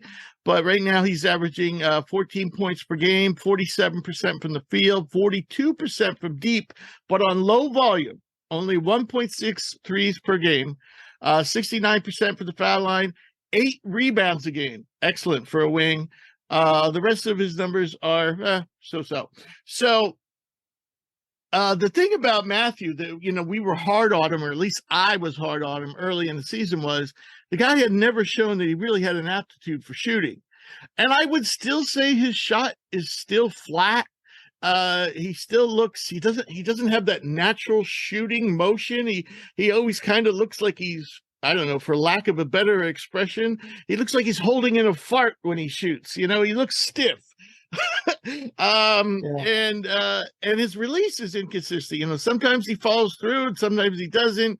But you can see the athleticism, sometimes when he can glide down the court, and he's so graceful and he's long and he could be a really impactful defender, though he's got plenty of room for improvement there. Trust me. So what do you guys think of Matthew? I mean, you said it in so many ways. First of all, I hope he comes back. 6'7", he's versatile as heck. I think he's going to be a hell of a player. I think he's about 4 years away. He showed signs of shooting the ball. He can get in the open court and finish. He does his living in the paint for right now. I feel like being on that Florida State team is not doing him any justice either. I think that does hurt him. I think he can be one of those do-it-all players. Solid defensively, rebound, pass. He could develop that jump shot, which I see happening in a number of years. But he's not here. He's not there this year, next year. But I think he's going to be a hell of a player and a hell of a pro in about 4 or 5 years. Yeah. That's he's young. He's only a sophomore. Right. Mav? Yeah, youth definitely plays a factor with Mr. Cleveland. But for me, I kind of just consider him a non-shooter. Just solely just a mid-range and paint threat. And he is elite in that painted area, finishing around the rim. In my eyes, he's kind of like that perfect guy to break that 2-3 zone. If you were to go and bring someone in the middle, someone who's going to be able to kill you with a little runner, or go and finish with both hands, or just go by the big playing in that little middle area, or shoot that mid-range shot. Yeah, he's got a nice fadeaway. He's got a nice little fade. Yeah. He's perfect for breaking that 2-3, or just playing in that middle sort of area. Other than that, he doesn't really have a role yet as a professional. I do hope he stays in college as well to develop his game, develop a jump shot, because I also think he could be a great player because of that do-it-all type of threat that he could develop. Yeah. But right now, most important thing, get comfortable with the jump shot, because that right there, that is going to be the key to your success. Yeah, I agree. He could be a bigger Devin Vassell. A bigger, better Devin Vassell, perhaps. Maybe. All right. So speaking of bigger, this is a gentleman that we had on our show about a month ago, just before Christmas. And that's Keontae Johnson of Kansas State. We actually didn't put him on we talked a lot about him and we talked a lot with him, but we didn't actually break down his game a lot. So I thought, he's been doing well. He's definitely a player of the year candidate in the Big 12 with Kansas State. And Keontae, after 2 years of not playing, he's back and averaging 18 points per game on 55% from the field, 39% from deep, 74% from the foul line, 7.5 rebounds a game, 2.3 assists per game, and 1.3 steals per game. The one bad number I see here is 3.2 turnovers per game. I'm going to let I have my thoughts on Keontae. I'm going to let you guys. What do you make of Keontae I personally believe, there was a time when before his heart incident, he was young enough and raw enough to be a first round pick. But I think now with 2 years off the court, that's sucked up that window for growth. And so now I think we're looking at a second round pick, when he comes out. I think Keontae Johnson, and I like him. I like him a lot. Powerful, strong. For the next level, he's a tweener. Not big enough to play inside, not skilled enough to play from the perimeter. And I'm just going to be brief as could be on this. I see a team drafting him, and I do not see a team, and I see him being overmatched. I don't see him making a team. And I like him a lot. It's just, I don't see him really being a factor in the NBA. And I don't know where he's going to exactly play. Right. I mean, I would think he would be a stretch 4, but he doesn't, at least now, he's more, even on his own team, he's more of a guard. And I just don't know if I think athletically he'll hold up. But lengthwise, speed-wise, lengthwise, I mean, he definitely doesn't bring you a lot of shot blocking. And of course, he's never been a great shooter. So I just don't know. Right now, he relies a lot on scoring around the rim, in the paint. Will he be able to bully people at the next level? Probably not. So then again, we're going back to that jump shot. But Mav, what are your thoughts? He might not be able to bully anyone, but that strength, that just strength he's coming out with, that's very notable. Especially if he's going to be playing that 2 through 4, that versatility is very intriguing at the next level. What I think is going to be, the key, it's not necessarily the jump shot. I think the jump shot needs work, but if he can just get some downhill speed with his right hand, that's all I would ask for, because I think that he's strong enough to still move people in the NBA, not necessarily overpower them, but really just use those little Euro steps and really use his body. I think he'd be perfect for that type of role as a slasher, really take guys off the dribble if they're a smaller guard, or if they're a little bit slower, a big guarding him, blow by him at that point.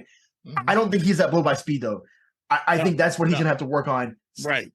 And all he needs is a right hand. If he has that right hand with a blow-by speed, that's enough for right now. But he does not possess that yet, and that's why he's so reliant to that post game in college, is because he just can't use that blow-by speed because he just doesn't possess it yet. Right. Okay. All right. The next guy on our list is I believe, a 5-star. Yeah, he is. Yeah, Jalen Hood-Schifino, the combo guard of Indiana, and he got off to a slow start this season, which is not surprising, being a freshman. But since Xavier Johnson went down, he's really started to come on. Still, having some, I mean, I wouldn't say he's playing at an elite level, and I certainly, I would think he's definitely not ready for the NBA draft, but at the same time, he's definitely, I think, minus his last game, which didn't go so well. But up until that point, he had really been playing very steady, including a 21. Well, actually, he had a 17-point effort just going back to late December against Elon, and 18 against Keyshaw State, and then 21 against Iowa, 33 against Northwestern, 11 against Penn State, 16 against Wisconsin, 10 against Illinois.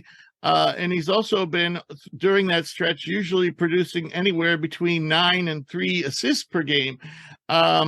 So, there are definitely things in his game that need to improve. And I don't think I mean, if he came out this year, maybe somebody takes a flyer with him on the second round. But this is somebody I could definitely see, solidifying his draft status in a year or two to being, maybe even a first round pick. First time I saw Jalen Hood Schifino, I fell in love with his game. He can score off the dribble, mid-range, maybe as good as anybody in college basketball. He has great size to him. He can rise over individuals. He could score in the paint and finish. He's 19 years old. To me, Jalen Hood Schifino is going to be a multiple NBA All-Star and have a long career in the NBA. I love him. One of my favorite prospects in college basketball right now. With his size and how well he shoots it and his age. Are you kidding me? Love him. Love him. Thoughts, Mav? Well, if he were declared this year, I don't think he's good enough either on the ball or off the ball to really make an impact his first or second year. I think he should stay in college, but I really like him. I really like his shot, his ability to shoot, his shot mechanics, the ability to really shoot off his right and left leg. He's not much of a catch and shoot player yet, which is why I was saying, he can't really play the off ball yet because he prefers to play in that pick and roll type of dribble out and take a jump shot out of that set. But he's also not fast enough or good enough around the rim to really be a main ball handler yet. Develop your game. I think he's going to be a very good player. I mean, I don't know about All-Star, but I really like the confidence in Booney. So, I think he's going to be a good player. Here's the one thing, and we didn't mention, and this is huge. He's 6'6", 215-pound point guard. Yeah.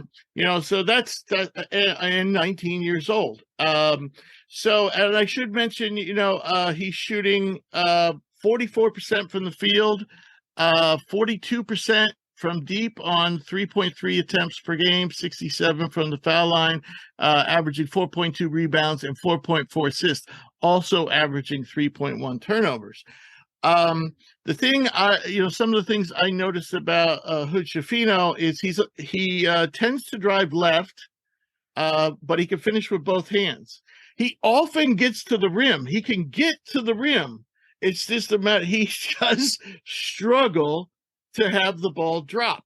You see Dariq Whitehead do this a lot too. Not so much as a driver, but it reminds me of Dariq Whitehead where everything looks good except for the ball doesn't go through the hole. And so, yeah, that's why I say, you see it, and if some of those shots at the rim, for example, would be dropping, he's not really a good catch and shoot guy right now. But yeah, you definitely see potential there, and he's been improving, almost on a game by game basis, except for his last outing, which wasn't so great.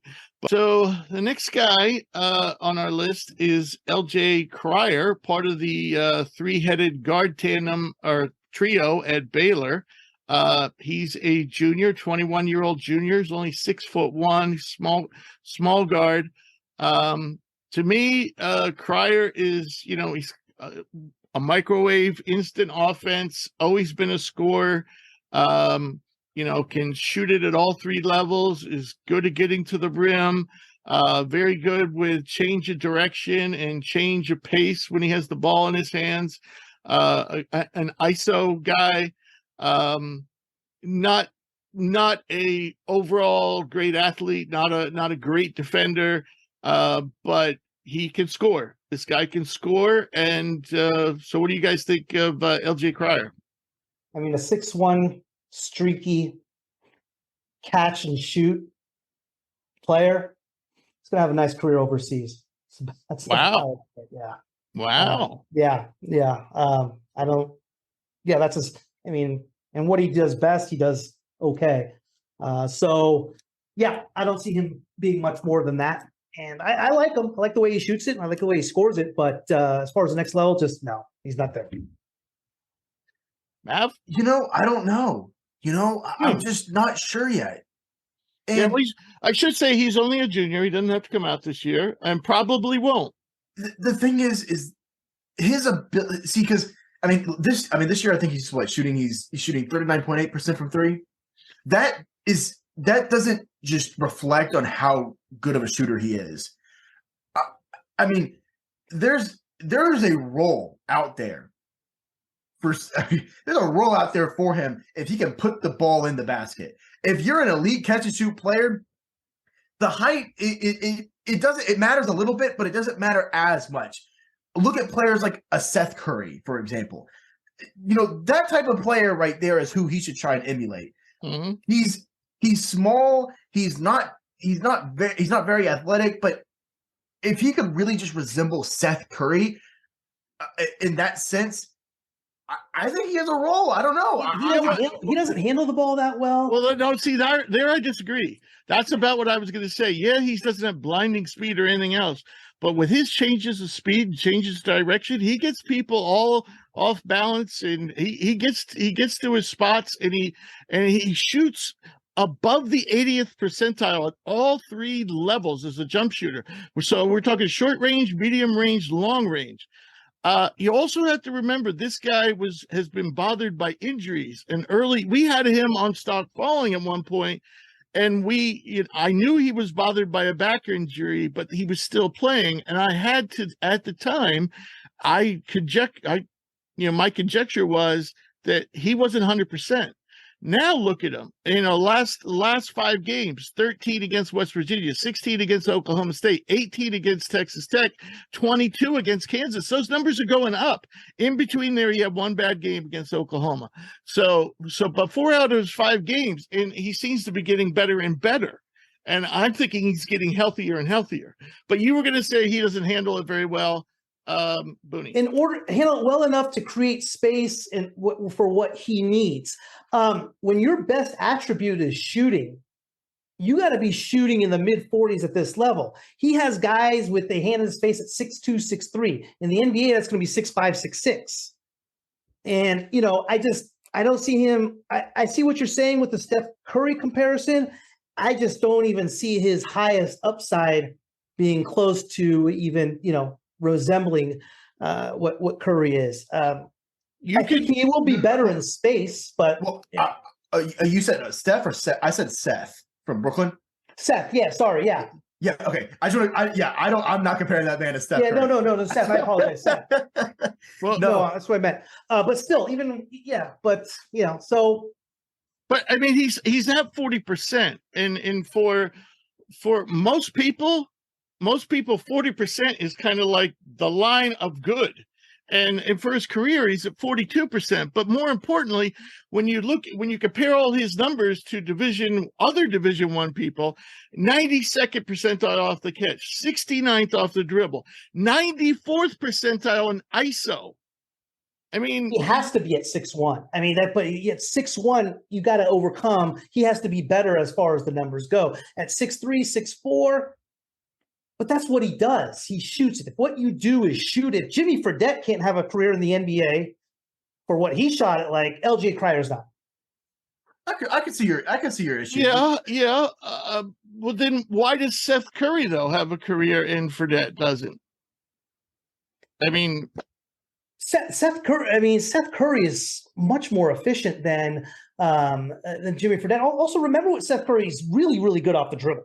Let's not forget that Seth Curry's more than just a catch and shoot guy. Yep. So was Fredette.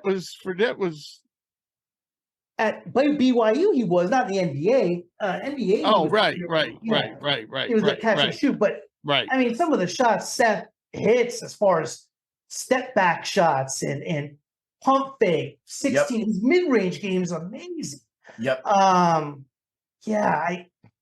You guys could be right, and I think the game of the NBA and the space it produces will be an advantage to him. I don't know. Steph Curry's in the NBA because he doesn't miss much when he's open. Right. So, Okay, well, I'm not proposing that Cryer would be drafted if the draft was, if he's in this draft. I'm not proposing that. What I'm saying is this is a guy who was injured last year and he missed the whole half of the season. He comes back this year, kind of starts off slow, and then he goes into this real slump period, and now all of a sudden he's breaking out. And now this is the LJ Cryer we expected to see. Does that mean I think he's a first round or a second round pick? No, I'm just saying his stock is improving because he seems to be healthy now, and he's knocking down his shots. So, all right. So the next guy, we got two guys on our list, and maybe they're very different players, but they're on the same team. And these guys are guys who just popped on our top 200.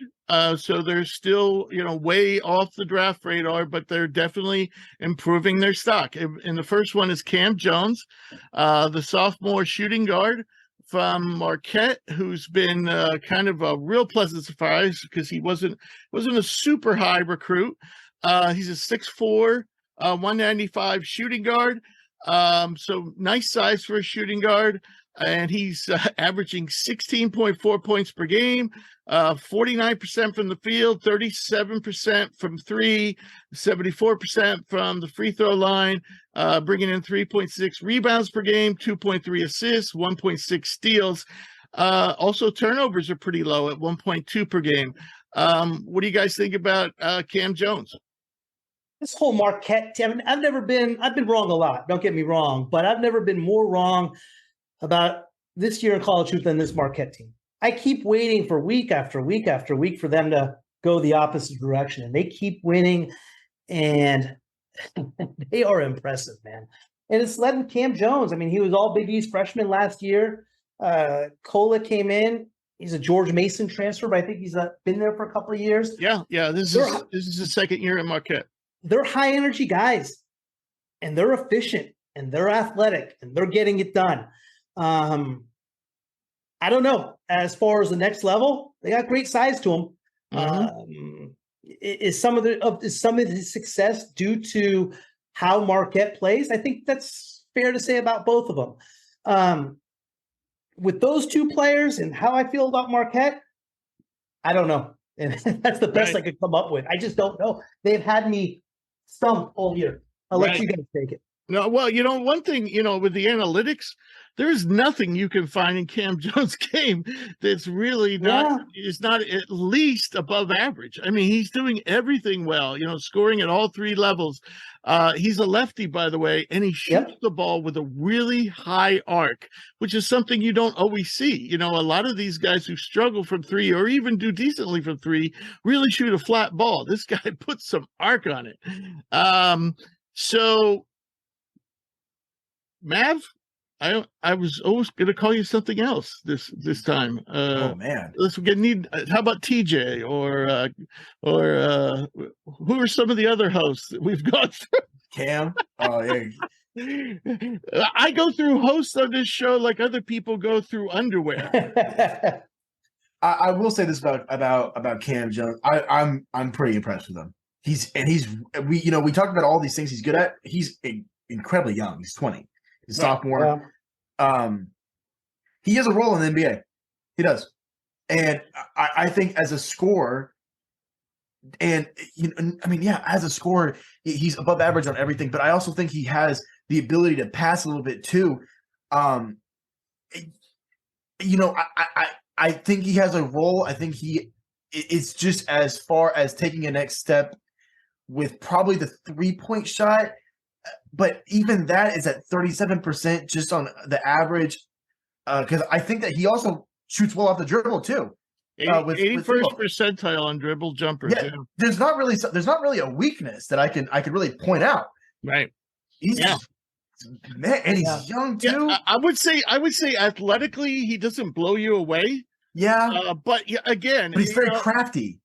Yeah, and not to mention, he's still, on the inexperienced side. And I think he's an above average athlete, and he's just doing everything well. I must admit, I haven't studied him so much on the defensive end. So that's the next one thing I haven't done. But offensively, man, he's doing it. And now we'll talk about his teammate, Tyler Kolek. And, for me, Kolek is kind of like a poor man's Peyton Pritchard. So if you're saying a poor man's Peyton Pritchard, that means he's probably not NBA material. And I think he's probably not NBA material. But again, Tyler is not, he can play another year or two if he wants. Right now, as a junior at Marquette, he's averaging only 10 points per game because he is a passer, pass first. Shooting 47% from the field, 33% from deep, 81% from the foul line, 4.1 rebounds a game, 7.7 assists per game with only 2.3 turnovers, 1.7 assists per game. He's not very athletic. He plays the game at his way, his speed. So Peyton Pritchard is a better shooter. Peyton Pritchard is a better athlete. But this guy, in a lot of ways, he still reminds you, especially with his tricky passing, his efficient passing, his ability to score and pass, in a lot of ways reminds me of Peyton Pritchard. So what are your thoughts on Tyler Kolek, one of the leading assist people or assist men in the country? Same type of thought as I had with the Cam Jones. I agree with everything you said as far as his assist. As far as a throwback to Pritchard, I don't know about that. I think he's better than that.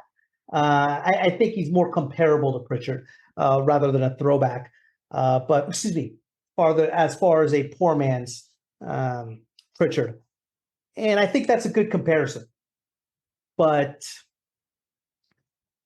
as most people thought with Pritchard, they didn't know, and that's the same as I feel with Kolek. But that's a good analogy. Well, the first couple of years when Peyton Pritchard was at Oregon, he started off slow, and he was like a 10-point per game kind of guy. It was only his last 2 years where he started averaging around 20 points per game.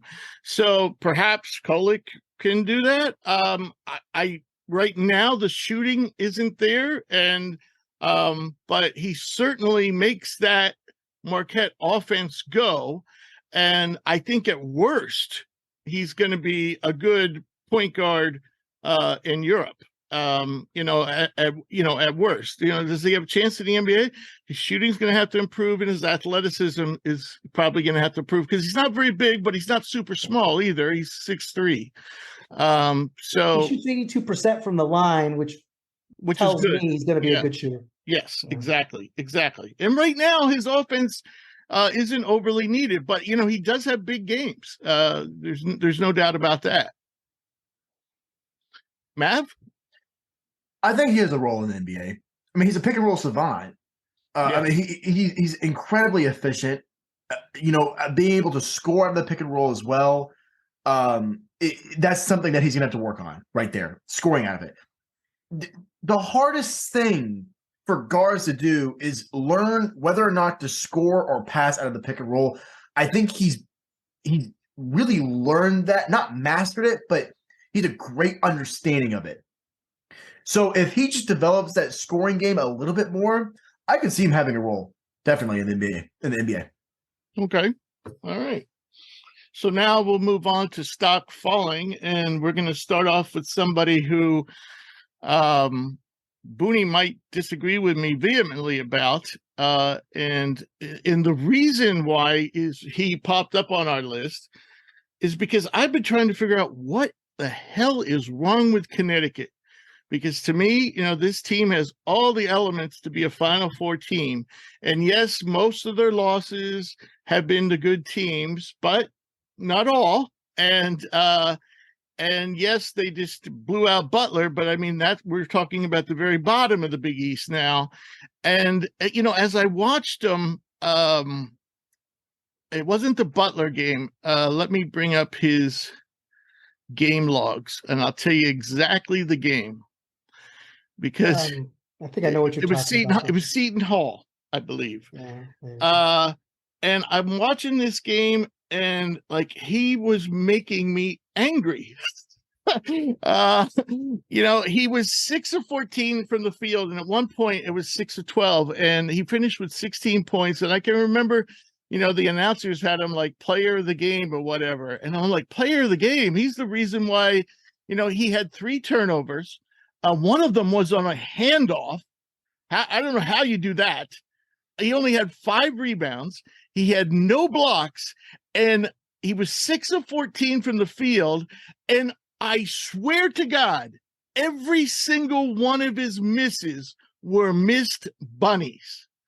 And I'm like, how the hell, and if you look at his stats on Synergy, you're like, oh, he's 93 percentile, around the rim, and, 90th percentile in the post. That's fine, but you can't be missing bunnies. Zach Edey doesn't miss bunnies. And you know what? His teammate, Donovan Clingan, doesn't miss bunnies.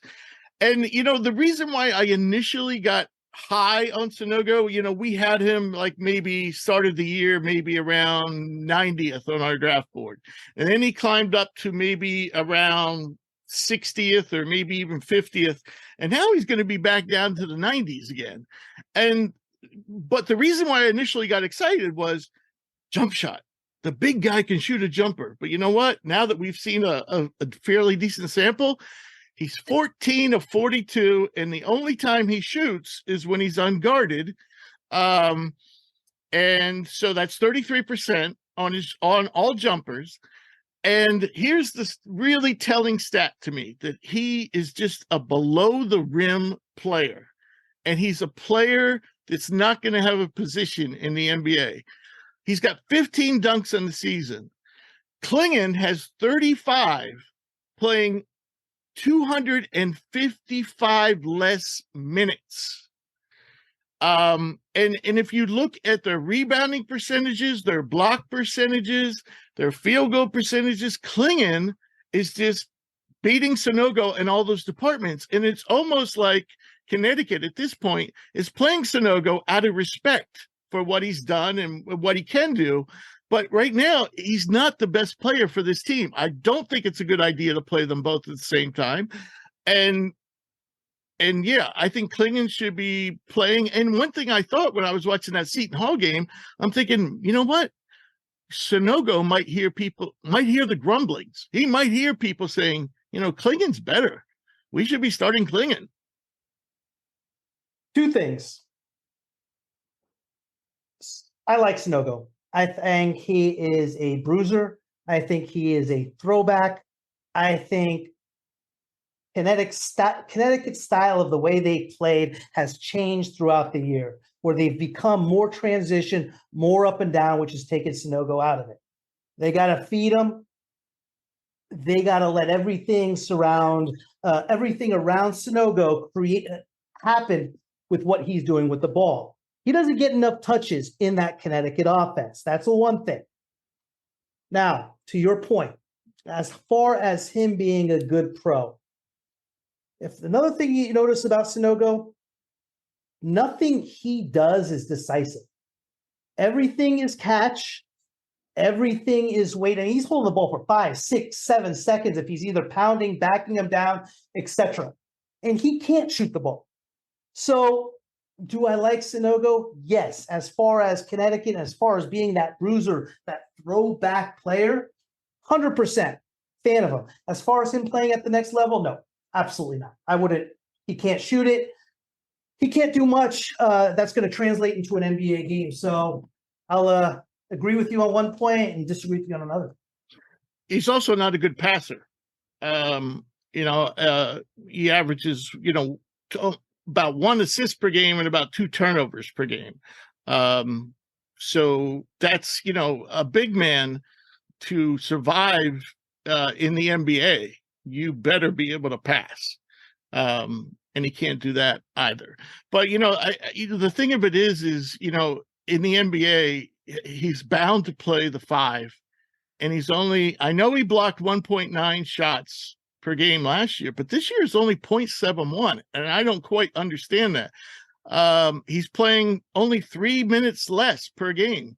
but he's blocking 1.2 less blocks per game. Could he be injured? I mean, he's also, his rebounding numbers have dropped.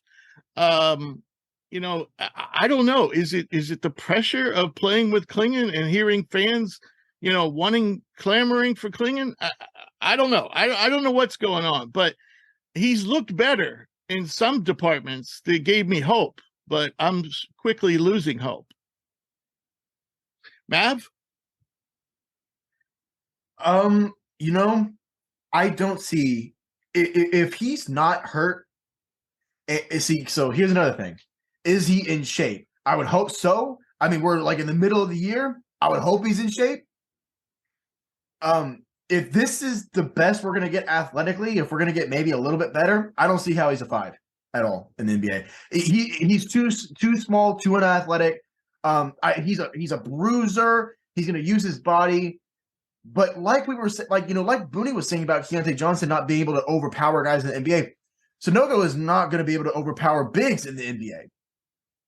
So his 7 rebounds that we already have concerns with in college is going to look a lot more relevant because he's probably going to grab a lot less.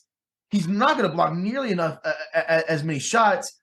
Maybe be able to play tough defense if he just plays vertical, but I don't think he's a vertical player either because he's only dunked 15 times. I read that stat that we have in our notes and I thought it was fake. Like I thought it was a typo or something like that. That's insane. I think his best position would have to be the 4 and develop the jump shot because he doesn't have a future as a 5. But as a 4, I think he's too slow. Right. And he's not a good enough shooter, and he's not a good enough passer, and he can't even shot. Defender. And the defense is an issue too. It's just like the issues I have with Cat playing the 4, but Cat is significantly more athletic and significantly better. So I'm sorry, I don't see it. Rich and I, we talked about it last night. I'm here to say I just don't see it. Right. I agree with both of you when you're talking about Sanogo being a pro. Okay, as far as an NBA player, 100% agree with you. As far as his struggles this year with regard to UConn, has to do a lot with the way UConn has played over the last month or so. They have taken Sanogo out of the game. They have not fed him like they did at the first half of the season. I think his struggles this year have to do as well with the way UConn's playing. Everyone's praising Hawkins and how well he's doing and this and that. He had one game, he had 32, 33 points. He also turned the ball over 7 times. Right. They're getting up and down the floor, which is completely against the way Sanogo likes to play. And I agree with you. I don't think he is athletic. But I think if UConn is going to make a run to the Final Four or make a run in the tournament, the offense needs to go through him. Right. During this stretch where they lost 5 of 7, he had 12 or more attempts in 4 of those games.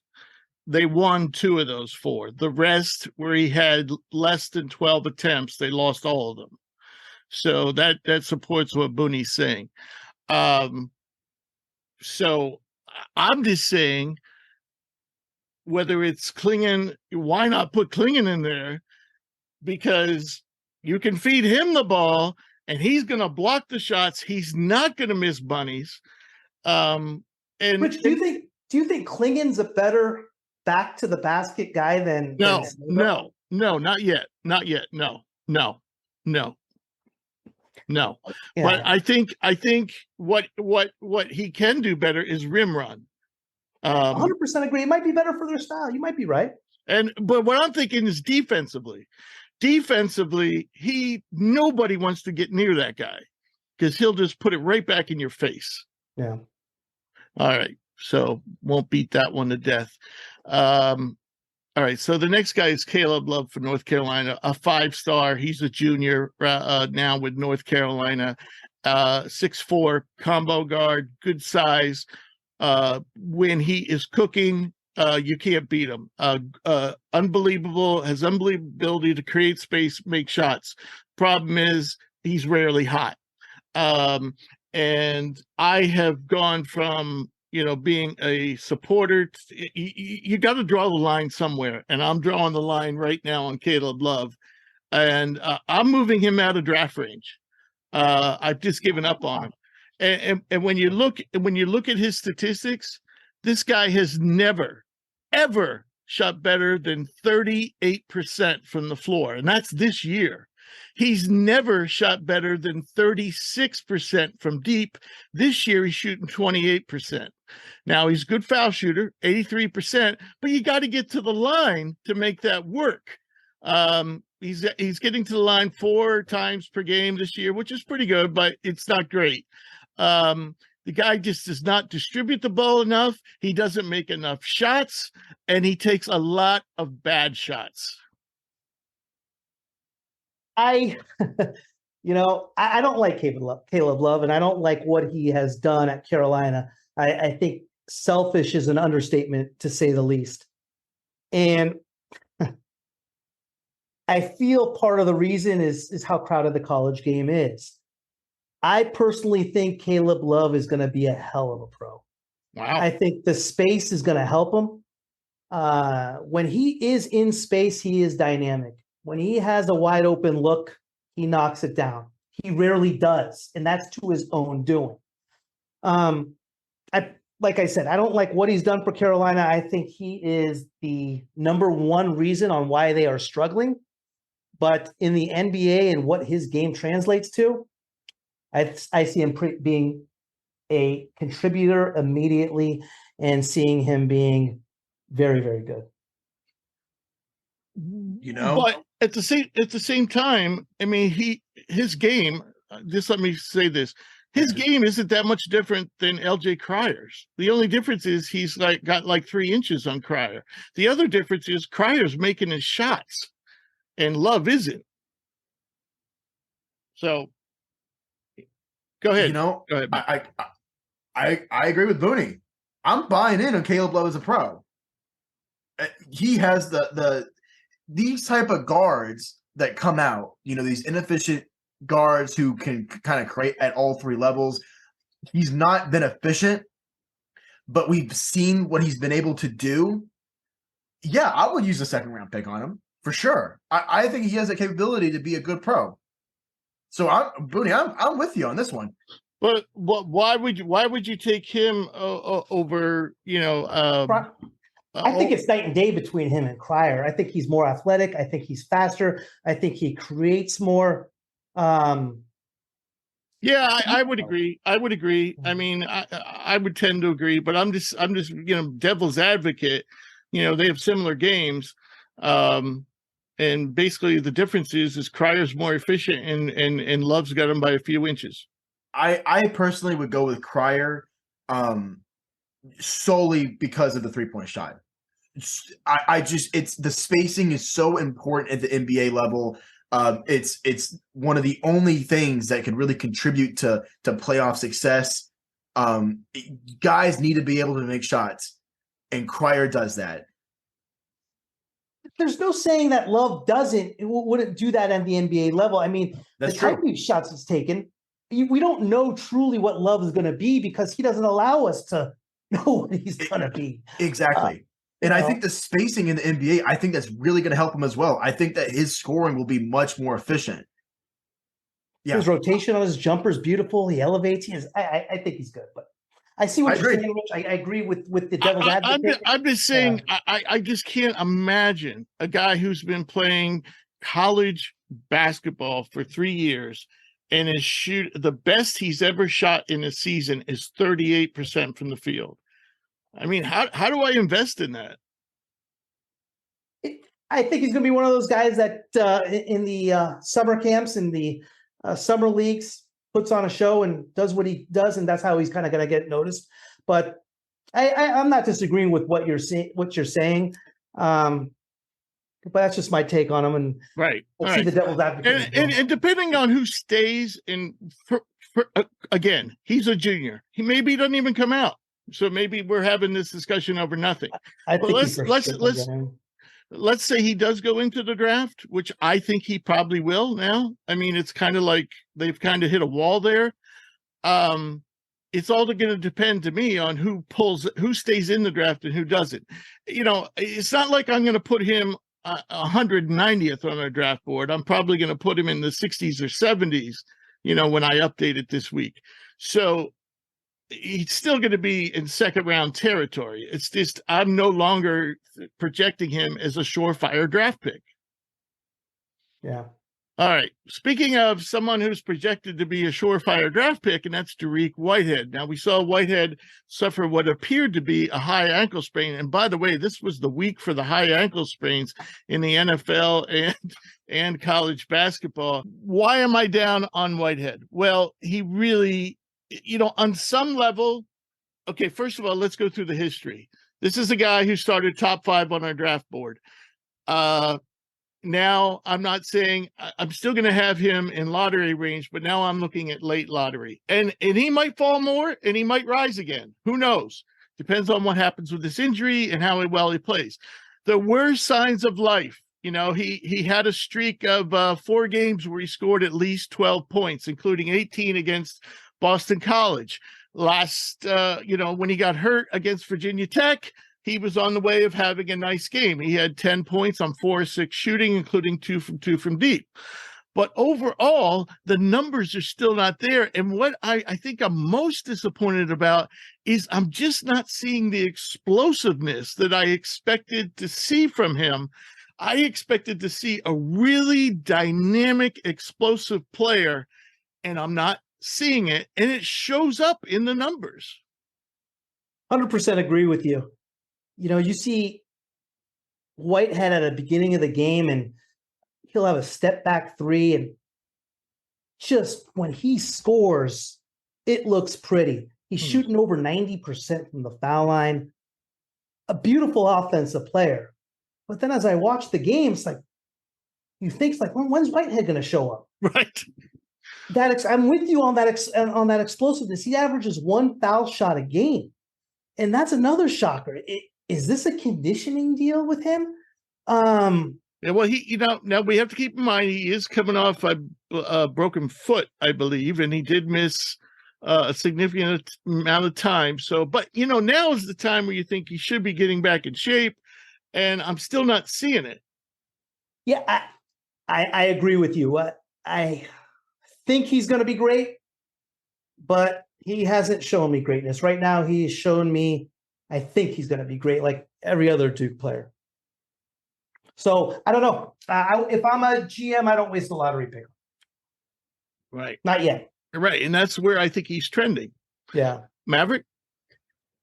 Talented offensive player. I mean, just got to reiterate it for the third time. Just, I remember watching him in high school, looking over when we were doing our college previews, and I was just like, man, this is a professional scorer. And right. He was 17. I just don't. I mean, I'm with y'all. I just don't see the explosion anymore. And I understand the season has been rough on him. I mean, you come in with, you have that broken foot, you come back, then you have a high ankle sprain, which is not an easy injury to come back from. That's tough. And you see the stretches. I just haven't seen enough. I'm sorry. I'm still a fan from afar. I haven't seen enough for me to go fully say, you know what? I would use a top 14 pick on this guy. I think rather than going up for the rest of the season, I think he'll probably go down a little bit more. Yeah, I just you just hope that he doesn't take the route of a lot of guys and shut it down, because he really hasn't shown enough. Now we've seen it over and over again. Even these guys who shut it down, they still get drafted pretty high, and usually it doesn't work out. But anyway, yeah. All right. So the next guy on our list, it's when you look over his numbers, especially the analytics, there's not a lot to complain about, but this is somebody who I repeatedly see in first round territory, and I'm just not buying in. I think he's more of a second round pick. And Gonzaga just lost to Loyola Marymount, right? Yeah, they did. Yeah, 1 point loss. And, this whole Gonzaga team to me is just, I don't know. It's just not what I expected. And Strother seems to be a microcosm of that. He is averaging a modest 13.5 points per game, shooting 46% from the field, 41% from deep, which is nice, especially, given that he's a 6 foot, or 6'7" wing. He actually plays a lot of 4 sometimes for Gonzaga, shooting 73% from the foul line, 7.1 rebounds per game. But then all the rest of his numbers are kind of miserable. Less than an assist, less than a steal, and only 0.24 blocks per game on 1.6 turnovers. I think the biggest problem I have with Strother is his defense. This is a guy who's not an ISO player. He's not a great shot creator. So his whole billing has been kind of like Corey Kispert, 3-and-D guy. But just like Corey Kispert, you're like, where's the D? Now, maybe I'm missing something, guys. I agree. This is, another another tough player. Strother's somebody, again, when he does it and he does it well, it looks really, really good. You look at the game-winning shot he made at BYU. It seems like when he needs to, he's there. But where's he at for the other 30-something minutes? And I think that's been the microcosm for Gonzaga this whole year. It's frustrating to watch. And defensively, as Gonzaga has shown, doesn't play a lick of D. I actually think the effort is generally there. I just think he just doesn't have the athleticism. I consistently see people blow by him. Who's the really good player for LMU? Cam Shelton? Is it Cam Shelton? Yeah. Now I know Shelton, and that's the thing. Gonzaga typically many times puts Strother on the best offensive perimeter player, and he just can't hold it. So now you're saying, well, at the NBA, he's not going to be on the best player. He's going to be guarding 3 and 4s. Yeah, but this is a guy who doesn't steal the ball a lot. He doesn't block a lot of shots. He's not overly athletic. So is he going to fare any better there? Yeah, no, I agree with you. I mean, maybe second round. I wouldn't take a first round pick on him, that's for sure. But that's my feel on Strother. Matt? He has a role. He does. He has a role in the NBA. He is a great 3-point shooter. Mm-hmm. Now that role currently, with everything taken into account, is maybe a 5 minute per guy, 5 minutes per game guy who's only in there to really get an offense going and shoot some. He's not going to be able to stay on the floor for a long time because of his defense. And I agree. I think it's not the effort. I think it's just the foot speed. And I think you can see the foot speed both on offense and on defense. And that right there will be the killer. If he can really improve that, I could see him having a solid role. And I could see him being a really good second round pick. Oh, I agree. He's a fantastic shooter. I agree. But I mean, for somebody I'm just throwing numbers out here, but if he was more athletic, he'd probably be averaging like maybe 1.3 steals per game and like 0.9 blocks per game, but he's not even close to those numbers. Yeah. And this is somebody they put on the ball a lot. Mm-hmm. So you might say, well, he's going to get the blocks on the weak side. Well, yeah, that's a good point. But still, I just don't see it. I see him riding too many people's hips and them laying up the ball with him, breathing in their dust. Yeah. All right. So the next two guys are no brainers. I mean, we can't argue that their stock is slipping. I suppose the question is, is there any hope? And the first guy is Javon Quinterly of Alabama. You probably won't find a better ball handler in college basketball. Quinterly has always been one of these guys, has been a shoot first point guard. He kind of really seemed to be, he's really had an up and down career on different levels. Like one year he shoots 43% from deep. The next year he shoots 28% from deep. He's a small kid. He's only 6'1". He's very quick, very crafty with the ball. But he's coming off an ACL injury, and he came back way sooner than most people would expect. But right now, he's basically in a reserve role in Alabama behind Jaden Bradley. And his numbers this year, he's only playing about 18 minutes per game, only averaging about 7 points per game. His shooting splits are not good, 37 from the field, 36 from deep, 77 from the foul line. His assist numbers are really good, actually, for the amount he's playing, 3.3. But his turnovers, again, that's been a problem throughout his career, 2.2 turnovers per game. So, Quinterly was a 5-star guy originally. He's transferred. He's had to sit out. He's been injured. So now he's all the way up to 24 years old. Any hope for Jahvon Quinterly? When I was looking at Alabama this year and doing the previews, how I thought they were going to be really, really good because they had Quinterly coming off the bench. He was all SEC last year. We know about the injury, and it's hurt. And he's not as quick. He's not as fast. No, I don't see any. I see him playing, getting paid for a period of time, but no, I don't see him stiff in the NBA, unfortunately, because I like Quinterly. Yeah, he's a fun player to watch. You won't find a better ball handler. Yeah. Mav? I also like him a lot, and I don't see an NBA future. I see an overseas pro and maybe a G League pro for like Booney said, a period of time. I don't see him playing until he's about 31, just because the injuries are starting to kind of get up there. I mean, he's only 24, and he already has an ACL injury. It's extremely unfortunate. Also, it is important to note he did come back really soon, and that right there might hurt the longevity of his career.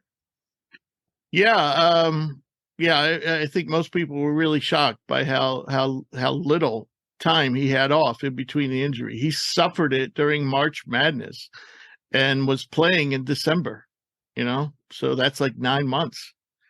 All right, so the other guy is another little SEC guard, and that is Sahvir Wheeler, Kentucky, who's led the SEC in assists 2 years in a row. Now Sahvir is even smaller. He's probably 5'10" at best. He's kind of a little bowling ball. He's a little muscular guy and an exceptional passer, and he's definitely done a great job over his career of lowering his turnovers. Problem is he's never been a great shooter. He's actually shooting pretty well this year, but on a relatively small volume. So he's shooting 38% from deep on 2.2 attempts per game, but he's only 41% from the field. And a free throw line suddenly has dipped to 53%. For his career, he's 71%, so that's probably more representative. We know the kid can pass.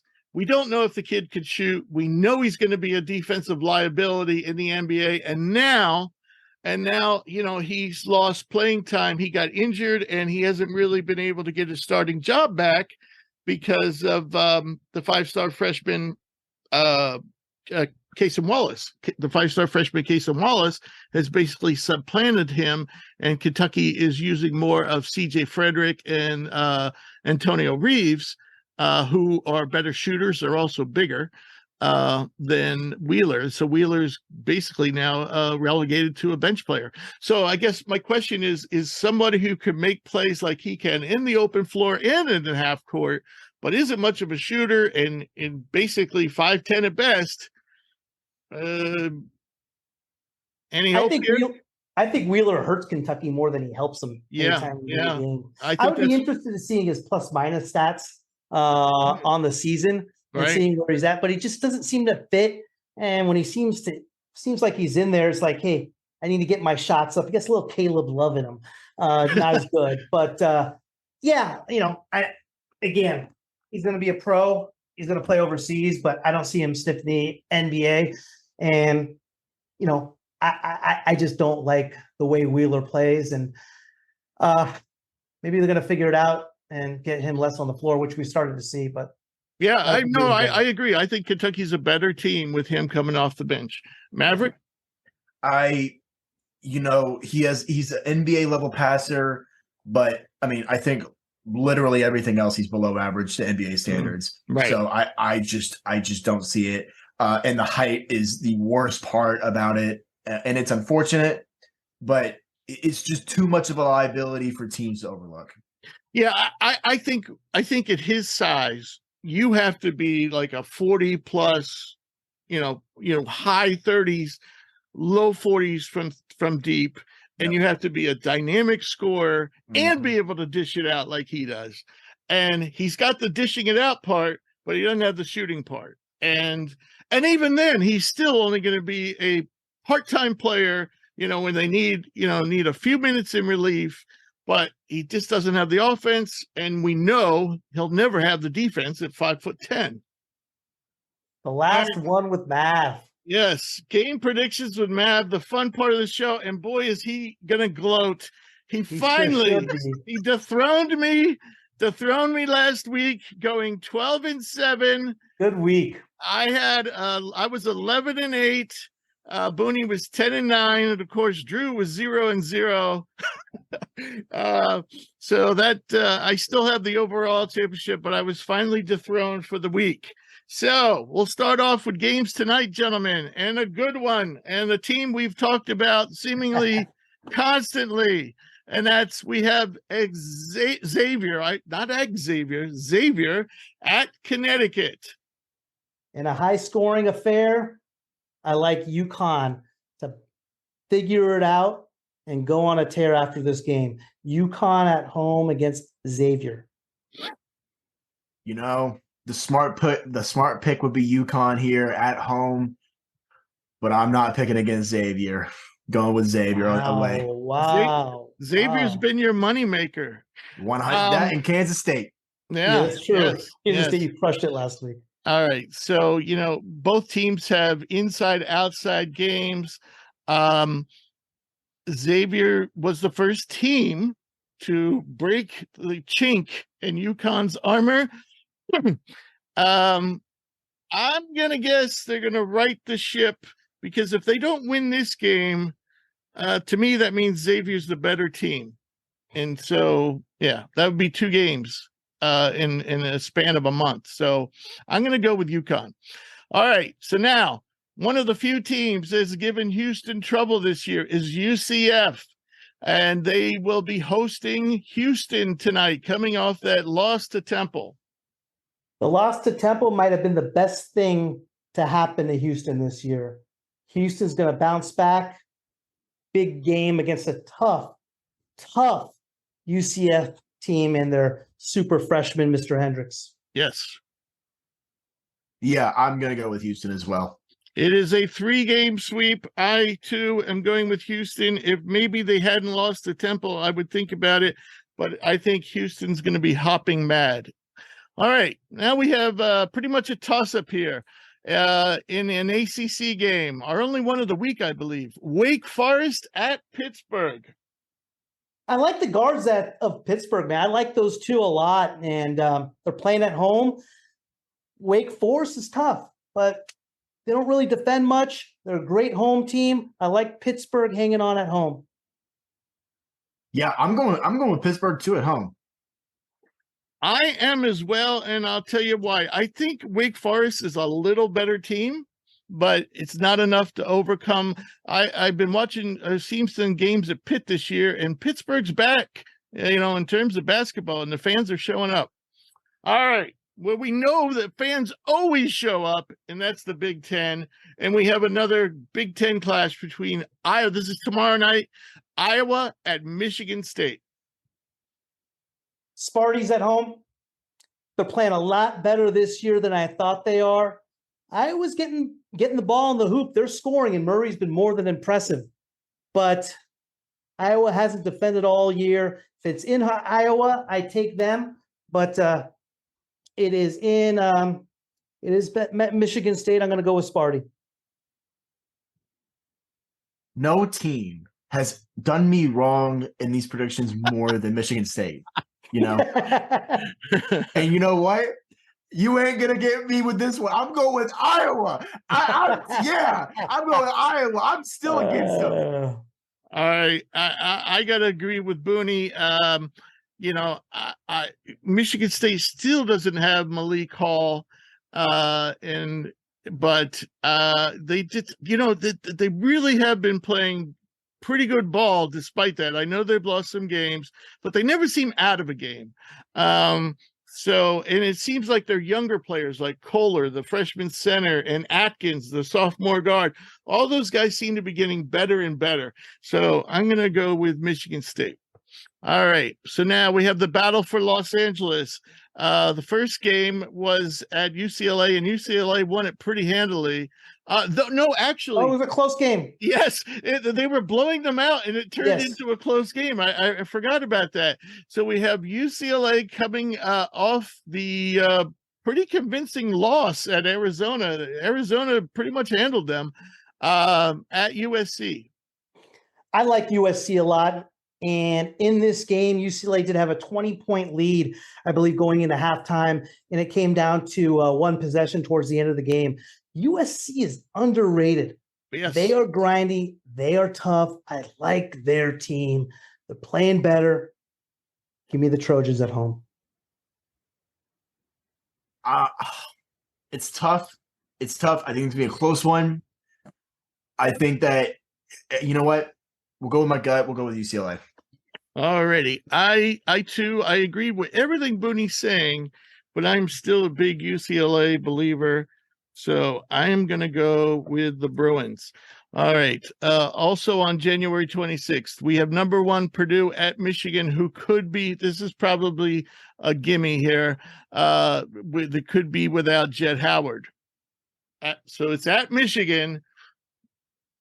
This is an exciting game with Dickinson and Edey. Yeah. I mean, are you kidding a great me? matchup. Purdue's great, but they are not overpowering in a sense. Even without Howard.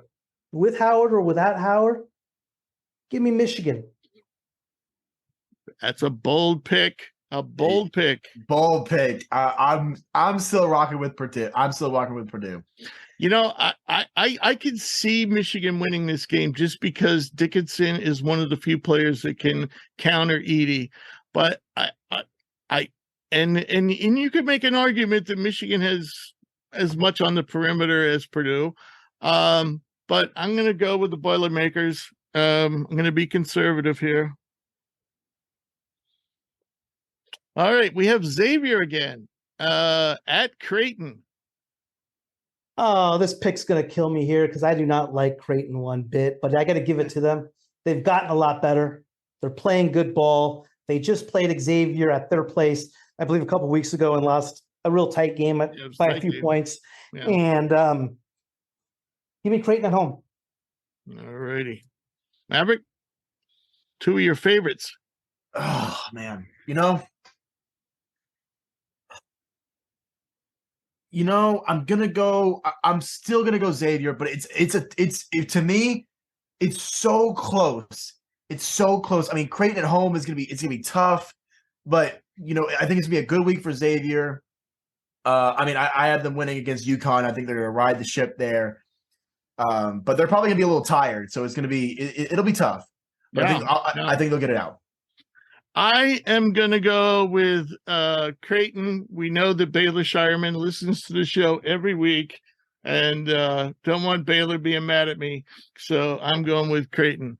No, I actually think they're going to win as well. All right, we have 2 struggling teams. At least one of them was projected, was a preseason top 25 pick in Texas Tech at LSU, who started off really well and has gone into the cellar. What the hell's happened to freaking LSU? I mean, not only are they losing, they are getting absolutely rolled. Mm-hmm. I mean, midway through the year, I had KJ Williams as like a All-American candidate. Right. And they are just hit the dumper. I don't know. Give me Texas Tech. I mean, I'm sure that'll with that pick, I'm sure that'll turn around LSU. What do you got, Mav? You know what? Give me Tech too. Give me Tech too. I had LSU on here. Nah, give me Tech. All righty. I'm going with Texas Tech. I've seen both teams play. Tech has more talent. Tech has really just something's just amiss, but you have a feeling that they're much better than their record. All right. So now this is an interesting clash. Two teams that have pretty much overachieved all year. We have Iowa State at Missouri, very veteran teams. They approach the game in a different way. And remember, Missouri now has back our boy Isiaih Mosley. Yeah, I like Iowa State. I like the way they play. Sound, tough, good. I've been saying that for a while. Isiaih Mosley's a difference maker. At Missouri, give me the Tigers. Yeah, I'm going to go with Iowa State, too. No, he went with Missouri. No, I'm going to go with Iowa State, though. Gotcha. I'm still going with Iowa State. Gotcha. Tough, though. I agree with Booney. I think Isiaih Mosley might take Missouri to a new level, and they were already impressing me, and now they have a legitimate, real big-time scorer. All right, so now we have another. This is all the SEC Big 12 Challenge, by the way. Exciting, yeah. Yeah, so this is Saturday on the 28th. We have TCU at Mississippi State. I think TCU is one of the better teams and most talented teams in the country. They're going to go on the road and take out Mississippi State. So I like TCU a lot in this one. Well, I don't like Mississippi State at all, so I'm going with TCU just because of that. Well, TCU is gonna blow them out. They haven't. Well, I'm sure Mississippi State played Alabama. I know they have. So they have seen speed like this, but TCU speed is relentless. That team is relentless. They never get tired. They just keep on coming at you.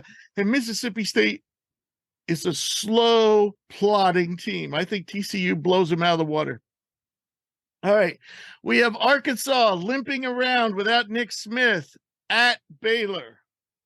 Too much length, too much athleticism. They're going to go in a Waco and get that W. You're going with the Razorbacks. Yes, sir. You know, Baylor really impressed me, when they play Kansas. Yeah, I'll go with Baylor at home on this one, but I could see this going Arkansas way too. That's a tough game. I am thinking way too much like Booney today. I like Arkansas, and I'll tell you why. I think Arkansas is going to catch Baylor with their pants down.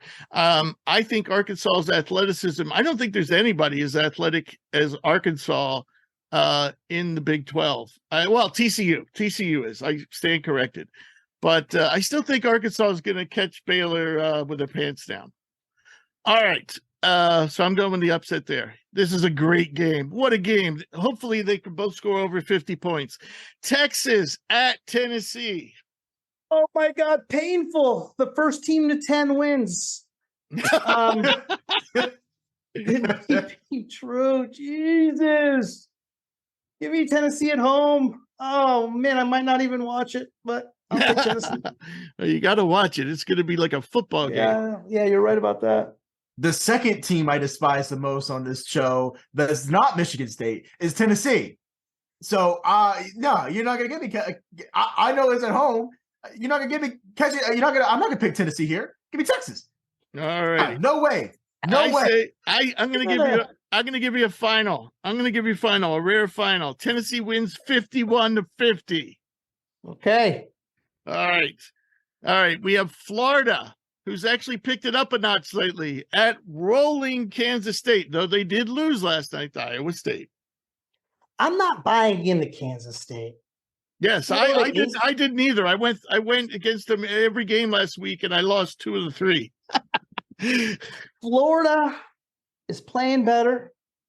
They're going to get the ball into the big fella, Mr. Castleton, and I like Florida going on the road and upsetting the number 5 ranked Wildcats. You know, I got to show some loyalty here. I'm going to go with Kansas State at home. If you were going to show some loyalty, you wouldn't be leaving the show. Okay. Okay. Oh, shots fired. Yeah, Just a joke, kind of. No, seriously. Florida is playing better. I think Florida is underrated. We had them in our preseason top 25, believe it or not, and I think they're starting to live up to that. Still, I learned last week, don't go against Kansas State. By the way, Kansas State was the first team all year to break 70 on Iowa State.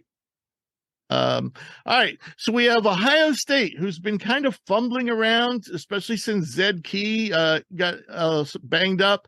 Indiana, who has been rolling. I've been wrong about Indiana for a while, and they're tough at home. And I've been wrong about Ohio State for a little while. I love the freshmen they have. So all sense points to Indiana, but I'm not buying into the Hoosiers. Give me Sensabaugh on the road to take the Hoosiers down on the 28th. Post game,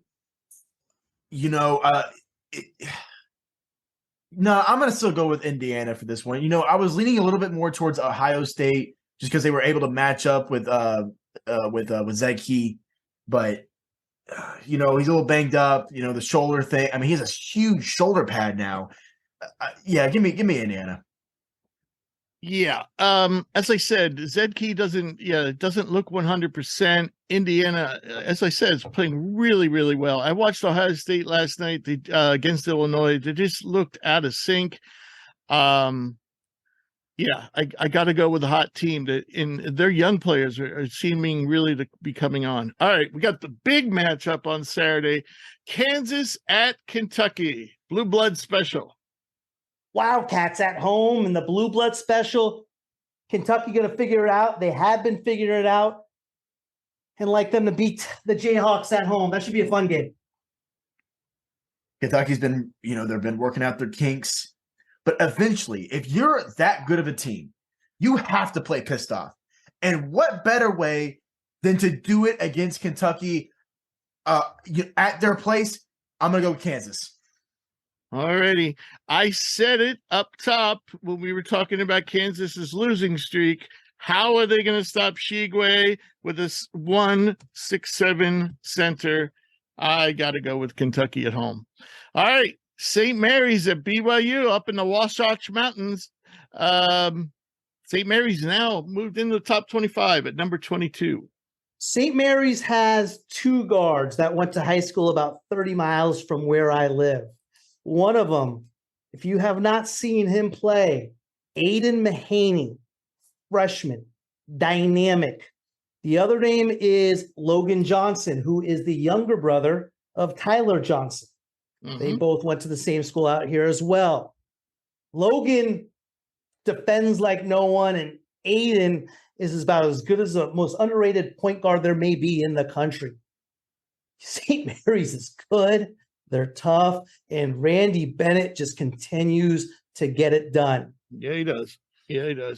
By the way, give me St. Mary's. Aiden Mahaney is a friend of Drew's family, and Drew's brother played high school basketball with him. Yeah, I bet. Yeah. All right. Who you got, Mav? BYU's a tough place to play. Oh, yeah. It's a tough place to play. And you know what? I think they're going to pull this one out. I'm going to go BYU. Okay. All right. So last week, I pretty much thought the same as Maverick, but not enough, obviously, because he beat me. This week, I'm thinking the same as Booney. And I got to go with St. Mary's on the road. I know BYU's tough, but St. Mary's got way more talent. All right. So now we have Michigan State at Purdue, the rematch of that one. I think it was a 1-point affair in the low 60s just about a week and a half ago. And Walker had one of the biggest games I've seen. They hit every big shot they could. Simple. Edie at home. Purdue. Purdue by 15. Whoa. Maybe. That sounds about right. Yeah, I went with Michigan State in a tight one. Now I'm going to pick them to lose against Purdue. Yeah, Purdue's tough. Edie's tough. All right. Good. Another good one. And maybe the best game on the whole slate. On January 30th, that's Monday night, Baylor at Texas. LJ Cryer to spite Rich, goes 2 for 19 from the floor. And Texas absolutely shuts down Baylor and wins by 20. But the thing is, I don't know if they can score 20. Well, you got to remember when we put a guy on stock rising, he undoubtedly does poorly, and if we put him on stock falling, they're bound to break out of their slump. Well, I gotta go with Booney on this one. I'm going with Texas at home. I am too. I thought Texas was the best team in the Big 12. Maybe hasn't shown up yet, but I think this week they're going to be coming off a battle with Tennessee. Yeah, so interesting, but should be close game, fun game. All right, so we got 2 mailbag questions, and then we're going to wrap it up. AB wants to know, by the way, AB reminds me of, you probably never saw it, Maverick, but Booney probably did, the movie Young Frankenstein. Remember when he's picking the brain, he takes AB Normal's brain? Remember that? Yeah, I'm with yeah. you. I'm with you. And he wants to know, what do you guys think of NIL? I wasn't for it at first, but I think it's affecting college hoops in a positive way.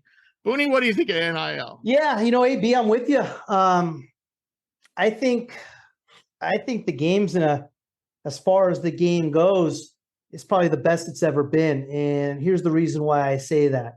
In other years, you have your one and dones from blue blood teams kind of dominating college basketball talent-wise. What we're seeing here is those mid-tier type players, juniors who not necessarily are getting drafted, but are going overseas and making money, now staying in school and profiting off nil. We're seeing more fifth year, in some cases 6-year seniors come along, and I don't care who you are or what your ranking or how many stars you have. A 24-year-old 5th or 6th-year senior has an advantage over a 18-year-old kid. Of course, that talent level is still, a wide separation, but it's evening the playing field out there. And it's the reason why there's no real clear-cut favorite in college hoops, and there's so much parity. So I like nil. I didn't think I originally would. I don't know how they're going to manage it.